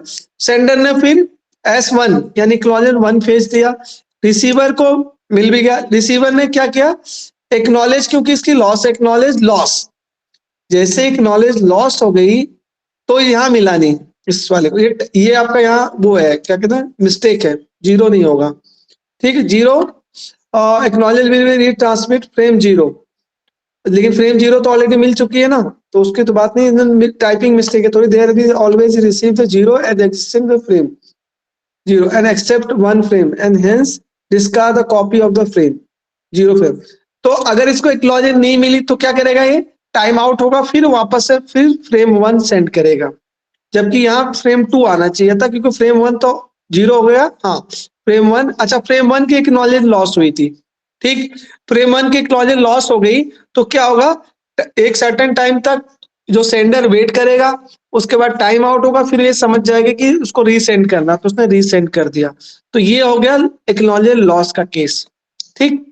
अब आता है व्हेन फ्रेम लॉस, तो ऐसा हो सकता है कि भाई फ्रेम भी लॉस हो सकता है, मान लो सेंडर ने सेंड किया, ठीक है, तो इसको ये रिसीव होगा, इसने लेकिन अगेन सेंडर 1 फ्रेम सेंड कर रहा था, ध्यान से इस वाले पॉइंट को अगर आप देखें तो जैसा कि यहाँ ये लॉस हो गया, दिस इज अ लॉस, तो व्हाट भी है ना लॉस, तो जब इसको कुछ मिला ही नहीं सेंडर को, तो ये क्या सेंड करेगा, कुछ भी नहीं सेंड करेगा, तो क्या होगा, ये फिर अगेन टाइम आउट होगा, फिर ये फ्रेम 1 को सेंड करेगा, ये हो गया आपका लॉस फ्रेम का केस। कौन सा केस हो गया, फ्रेम लॉस का case, this is a frame loss case, clear.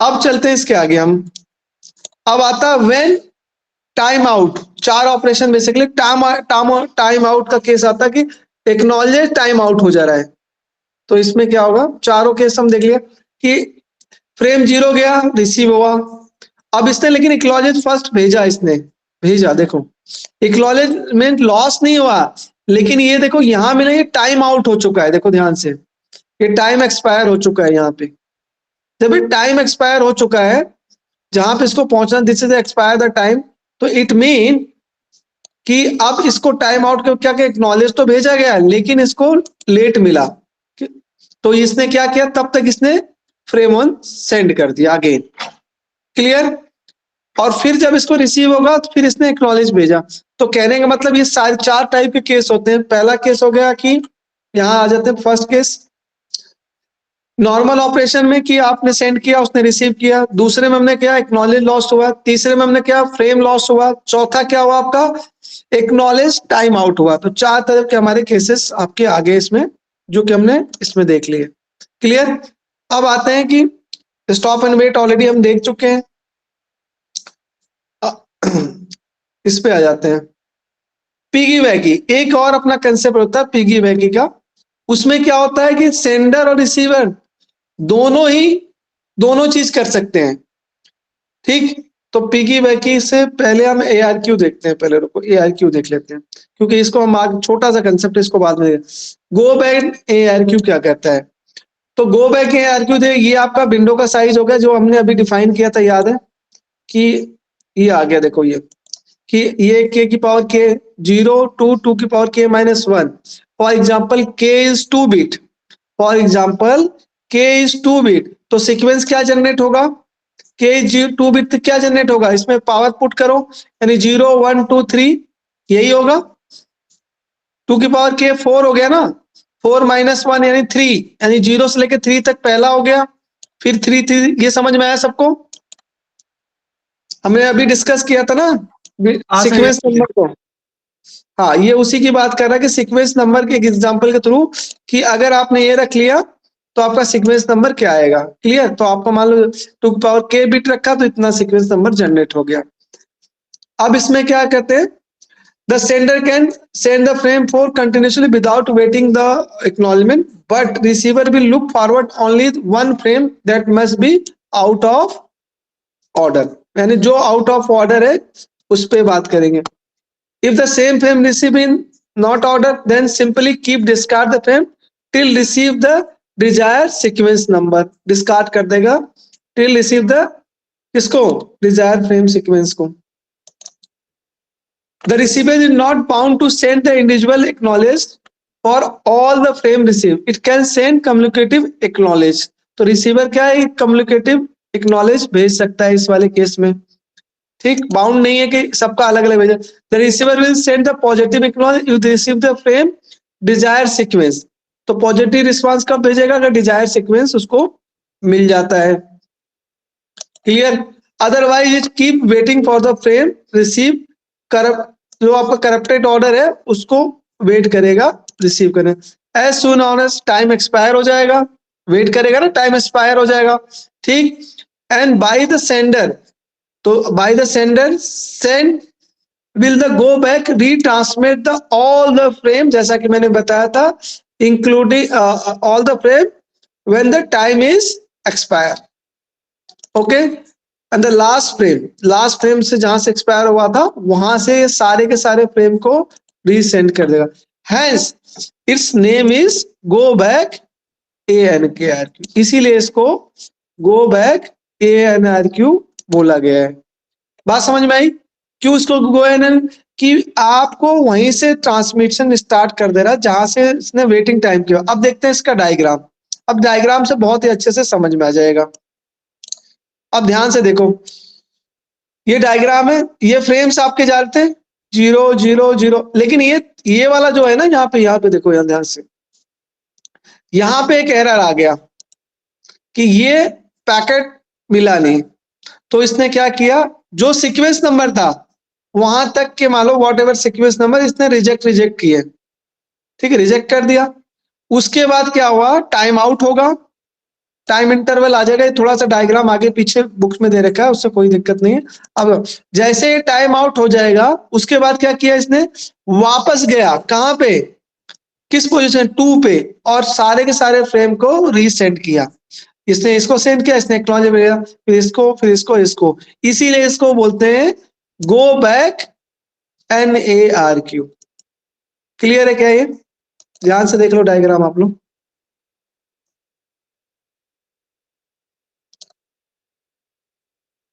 ये क्लियर हो गया क्या सबको? Yes sir. कहां से रीसेंड किया, देखो यहाँ से वापस रीसेंड किया, सेम से पूरा फ्रेम सीक्वेंस खत्म होने के बाद, टाइम आउट होने के बाद उसने सेंड किया। क्लियर है क्या? सर इस एग्जांपल में क्या 0 1 2 3 के पैकेट्स जा रहे हैं क्या? नहीं, इस एग्जांपल हाँ 3 के ही जा रहे थे, लेकिन इसमें टाइम आउट, हमने सीक्वेंस बनाया था 3 का, पर इन्होंने ऐसा डिफाइन नहीं किया इन्होंने, लेकिन इन्होंने कहा कि हाँ 3 के भेज रहे हैं ऐसा मान लो, लेकिन इसमें इन्होंने ज्यादा का भेज दिया, 3 का भेजा। उसके बाद इस वाले फ्रेम में इसको एरर मिल गया। ठीक, तो चौथा में रिजेक्ट किया, 3 पे आ रहा है ना, 0 पे जा रहा है ना, 2 में मिला ना एरर, नहीं 0 का एक्नॉलेजमेंट 3 पे जा रहा है ना, इसलिए पूछ रहा हूं। वो नहीं सर, वो तो ऐसे दिखा रखा, वो सेंडर है, वो Okay. सेंडर का लाइन ऐसे बता रखा है कि गो बाय नहीं को, वो तो ऐसे रिसीवर है, सेंडर है, वो 3 पे कुछ भी नहीं जा रहा है। ये सब उसके बाद जैसे एक एरर आ गया उसके बाद रिजेक्ट करेगा और टाइम आउट होने का वेट करेगा, किसी आगे वाले किसी फ्रेम का एक्नॉलेज नहीं भेजेगा। जैसे टाइम आउट होगा वापस जाएगा जिसमें पहला एरर मिला और सबको उसने रीसेंड किया, इसीलिए बोलते हैं ये गो बैक NARQ। क्लियर है? क्लियर है क्या? बिल्कुल सिंपल सा कंसेप्ट है। फिर उसके बाद फिर ऐसे चलेगा। अब आता है कि if the error rate is high then led to lot of wastage. अगर एरर ज्यादा आएगा इसमें तो बहुत ज्यादा वेस्टेज होगा बैंडविड्थ का, होगा कि नहीं होगा? Lot of wastage of bandwidth, because इसमें क्या था अपना कि will retransmit all the frame and in which error appear till the last send frame. जहां से एरर आया लास्ट सेंड फ्रेम तक, जहां तक आपका टाइम आउट तक वो दोबारा भेज रहा है। तो इससे क्या आपका बैंडविड्थ आपका खराब हुआ, तो ये थोड़ा इनएफिशिएंट है। क्या है? इनएफिशिएंट है। क्या इनएफिशिएंट है? तो हमें क्या करना है, इसको एफिशिएंट बनाना है। तो एफिशिएंट बनाने के लिए दूसरा मेथड जो हमारे पास है सेलेक्टिव रिपीटिव ARQ। कौन सा मेथड है? Selective repetitive ARQ।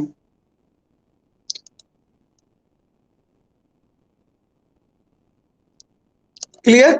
Inefficient when the error is high rate, लेकिन एरर जब हाई रेट है तभी ये गड़बड़ है, अदरवाइज ओके है। अब अगला आता है सेलेक्टिव रिपीटिव ARQ। जैसा कि मैंने बताया था आपको पहले भी कि भाई अगर एरर इस 2 पे आया है बाकी सब सही जा रहा है तो हमें केवल इसको भेजना चाहिए, ना कि सब सारे फ्रेम्स को दोबारा रीट्रांसमिशन करना चाहिए। क्यों? अगर आप सारे को कर रहे हो तो आप अगेन बैंडविड्थ का लॉस कर रहे हैं। तो इसमें देखो वही है, सेम विंडो का साइज वही है, फॉर्मूला वही है, इसमें कुछ भी नहीं, सेम ही फॉर्मूला। अगर आप यहां देख लें सब कुछ सेम है इसमें। ठीक, ये आ गया सीक्वेंस, आ गया विंडो साइज, आ गया 2 है आपका, विंडो साइज आ गया 2 है। इसमें कैसे निकाल ले विंडो साइज? देखो if the frame can k bit sequence then sequence number of frame between range this on this, फॉर्मूले के हिसाब से आ जा रहा अपना, है ना? This is a formula. And for example if the k is 2 bit तो द नंबर ऑफ फ्रेम का सीक्वेंस क्या होगा बच्चों, बताओ? What are sequence? सीक्वेंस सही है, 0 1 2 3 होगा, 0 1 2 3 0 1 2। तो the size of sender receiver window would भी क्या होगा? तो साइज विंडो का साइज क्या होगा आपका? ये k 2 की पावर k डिवाइड बाई 2 यानी 4 डिवाइडेड 2, यानी विंडो का साइज इन्होंने 2, window size is 2 can be written is as 2 की power k minus 1। if the window size is 2 the acknowledge frame is 0 से स्टार्ट होगा from the both frame ना, 0 frame 1 and loss get during the transmission after the time expire। अब ध्यान से देखो diagram को, हम ध्यान से देखते हैं, सीधी सी बात है। अब देखो इसमें देखो सेम डायग्राम है, आप ध्यान से देखो, पहला सही था दूसरा सही था, लेकिन अब इसमें एरर आ गया। किसमें? सेकंड वाले पे। अब क्या करेगा ये? एरर आने के बाद क्या करेगा इसको? क्या अगले टाइम आउट तो हुआ नहीं था, तो फ्रेम तो आपका कंटिन्यूसली आ रहे थे, यस या नो? और ये फ्रेम आके बफर्स में आपका स्टोर हो रहे थे। कहां पे? बफर में, क्योंकि हमें 2 वाला तो अभी मिला ही नहीं ना। तो जैसे पूरा टाइम आउट हुआ, जो टाइम पूरा हो विंडो का पूरा हुआ, तो उसने क्या किया, जिस पे एरर आया उसको सेंड कर दिया अगेन, 2 वाले को अगेन सेंड कर दिया। ठीक, अब जैसे 2 मिल जाएगा फिर बाकी के एक्नॉलेज भी चली जाएगी। यानी सिंपल सी बात है, जिसमें एरर है उसको ही रीट्रांसमिट करो, बाकी उसके आगे वाले डेटा को फिलहाल हम बफर में रख लो, ताकि सीक्वेंसिंग ऑफ द फ्रेम की सीक्वेंसिंग गड़बड़ नहीं होगी। इसको बोलते हैं सेलेक्टिव रिपीटिव ARQ। इससे क्या होगा, आपके बैंडविड्थ की यूटिलाइजेशन बेहतर हो जाएगी। ठीक है, तो if we consider the bidirectional transmission both of the, इसका एक ऑप्शन है bidirectional, if the consider bidirectional data and acknowledgement from the both sender and receiver, the concept is piggybacky। वो ऊपर गलत दे रखा है, this is concept of piggybacky। if we consider bidirectional transmission यानी data acknowledged from both sender or receiver, the concept of piggybacky can use as a similar fashion in discuss in stop and wait ARQ in order to better utilization of bandwidth. ठीक, अब आते हैं इसमें, जैसे इसमें देखो, इसमें क्या था, गो बैक एनआरक्यू सेम है, पिगी बैकी में आ जाओ। तो नॉलेज ऑफ पिगी बैकी है ना, इसमें क्या ऑपरेशन आपका इसमें जैसे piggy बैकी concept of piggy back explain letter section, they reduce the transmission overhead और एफिशिएंसी। इसमें सेंडर और रिसीवर दोनों ही एक्नॉलेज सेंड कर सकते हैं। देखो ये सेंडर भी एक्नॉलेज भेज सकता है और रिसीवर भी भेज सकता है, ये इसका प्लस पॉइंट था। तो अब इसके आगे आता है नेक्स्ट अपना है पाइपलाइन, जिससे पाइपलाइन में हम इसको यूज कर रहे हैं। ठीक है, पाइपलाइन को हम बाद में कर लेंगे। अच्छा ये बताओ, ये वाले समझ में आ गए क्या, सेलेक्टिव रिपीटिव एआरक्यू और गो बैक एआरक्यू? हाँ सर, ये वाला आ गया। चलो तो इसको भी देख ही लेते हैं, फिर थोड़ा सा है 5 मिनट और इसको भी देख लेते हैं, है ना, उसके बाद फिनिश करते हैं। पाइपलाइन वाला देख लेते हैं। जनरली ये पेपर में आता नहीं है, आप जो मैंने बताया ना, क्या स्टॉप एंड वेट आएगा, सेलेक्टिव रिपीटिव और गो बैक एआरक्यू, ये आपको रीट्रांसमिशन के जितने भी मेथड्स हैं ये आपको अच्छे से आने चाहिए, एग्जाम में आपके आते हैं। पाइपलाइन का बात करते हैं। Pipeline in the network is one task that start before the previous one. Pipeline का मतलब ये होता है कि भाई क्या होता है कि प्रीवियस टास्क को स्टार्ट होने से पहले दूसरे को पाइपलाइन में डाल दो हम, है ना। The pipeline network is one of the tasks that start before the previous one is complete. We might also the number of tasks, आपको इसमें task in buffer line, इसमें हो आपका कुछ चीजें बफर लाइन में रहेंगी आपकी, ठीक है, buffer line. If the process in time, for example, is pipeline. For example, well, printing through the printer, before one task is print over is command, second task in the किस में आ जाएगा बेटा, second task आपका Q में आ जाता है उसका। ओके, ये एग्जांपल देखो, थोड़ा सा कनेक्ट करने की कोशिश करो आप लोग। Well, printing through the printer before one task print over, we can give the command for print second task. ऐसा होता है कि नहीं होता, उसके अंदर एक क्यू होता है, प्रिंटर के अंदर एक क्यू होता है, आप लोगों ने पढ़ा होगा। जी सर, क्यू होता है, आपने ओपन करके भी देखा होगा। मान लो गलती से प्रिंट दे देते हैं बहुत ज्यादा, तो हम क्यू में जाके डिलीट कर देते हैं तो प्रिंटिंग रुक जाती है। किया भी होगा आप लोगों ने डिलीट, है ना, मल्टीपल टास्क क्यू में रहता है। हाँ, तो आप उसको डिलीट भी कर सकते हो फोर्सफुली जाके, नहीं तो पुराना प्रिंट निकाल देता है। कई बार होता है ना, पुराना प्रिंट कैसे आ गया, तो आप क्यू में जाके डिलीट करोगे तो फिर आपका फ्रेश हो जाता हो। अब बात करते हैं कि इसमें पाइपलाइन में सारे मेथड यूज हो रहे हैं ना, तो एक क्यू वाला भी हो रहा है, दूसरा ये स्टॉप एंड वेट एआरक्यू भी हो रहा है। And stop and wait ARQ does not use pipeline, तो stop and wait ARQ pipeline use नहीं करता है। As stop and wait ARQ sender can not send the next frame till receive the acknowledge. तो stop and wait में हमने पढ़ा तो था कि भाई तब तक आपको नहीं सेंड करना जब तक कि आपको एक्नॉलेज ना मिल जाए या उसकी टाइम आउट ना हो जाए। लेकिन यहाँ पे क्या है, इसमें pipeline use the go back n ARQ. कौन सा मेथड यूज करता है बच्चों, बताओ? गो बैक एआरक्यू, सेलेक्टिव ठीक है।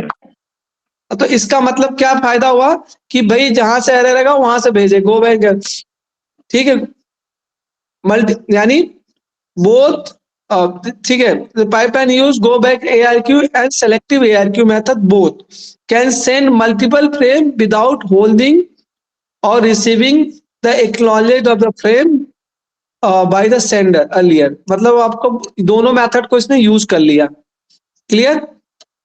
तो आप इसमें फायदा क्या मिलेगा हमें इससे, sender acknowledge the frame send, this is a process of pipeline improve the efficiency and bandwidth of utilization. इसका केवल एक ही फायदा मिलता है हमें कि इसके हमें बैंडविड्थ की यूटिलाइजेशन हमारी बढ़ जाती है, बैंडविड्थ की यूटिलाइजेशन हमारी बढ़ जाएगी। तो now we'll explain the help of example how pipeline is go back NIRQ। Pipeline कैसे गो बैक NIRQ में काम कर रही है, तो एग्जांपल लगभग सेम ही है, कुछ भी दिक्कत नहीं है। तो क्योंकि दोनों ही सेंड कर सकते हैं, ठीक, इसमें दोनों मेथड का देखो, इसमें इसने सेंड किया, यहाँ एरर आया, इससे डिस्कार्ड किया टिल टाइम आउट तक, उसके बाद क्या किया, वापस सारे फ्रेम को रीसेंड किया। अब यही बात करते हैं सेलेक्टिव ईपीटी में, तो सेम है, बफर ऑलरेडी मेंटेन कर रखा है इसने।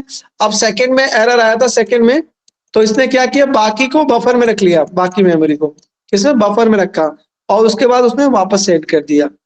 तो ये स्ट्रेटेजी क्या है, केवल आप सेलेक्टिव वर्क में यूज कर सकते हो, सेलेक्टिव मतलब वर्क टू वर्क, ठीक। तो इसमें आपका ये दोनों आपके कंबाइंड होते, कंप्लीट होते हैं।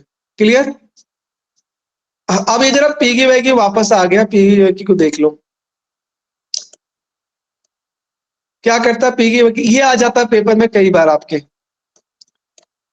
मुझे बताओ, आप लोगों ने इतना पढ़ लिया, अब मुझे बताओ पीगी वैगी पढ़ के इसमें आपने क्या क्या समझा। पीगी वैगी बताओ क्या है ये, तब से पढ़ ही रहे हो ना आप लोग। ये बताओ, ये कई बार छोटा सा शॉर्ट नोट में आ जाएगा, मुझे आप लोग पढ़ के बताओ आपने क्या समझा इससे।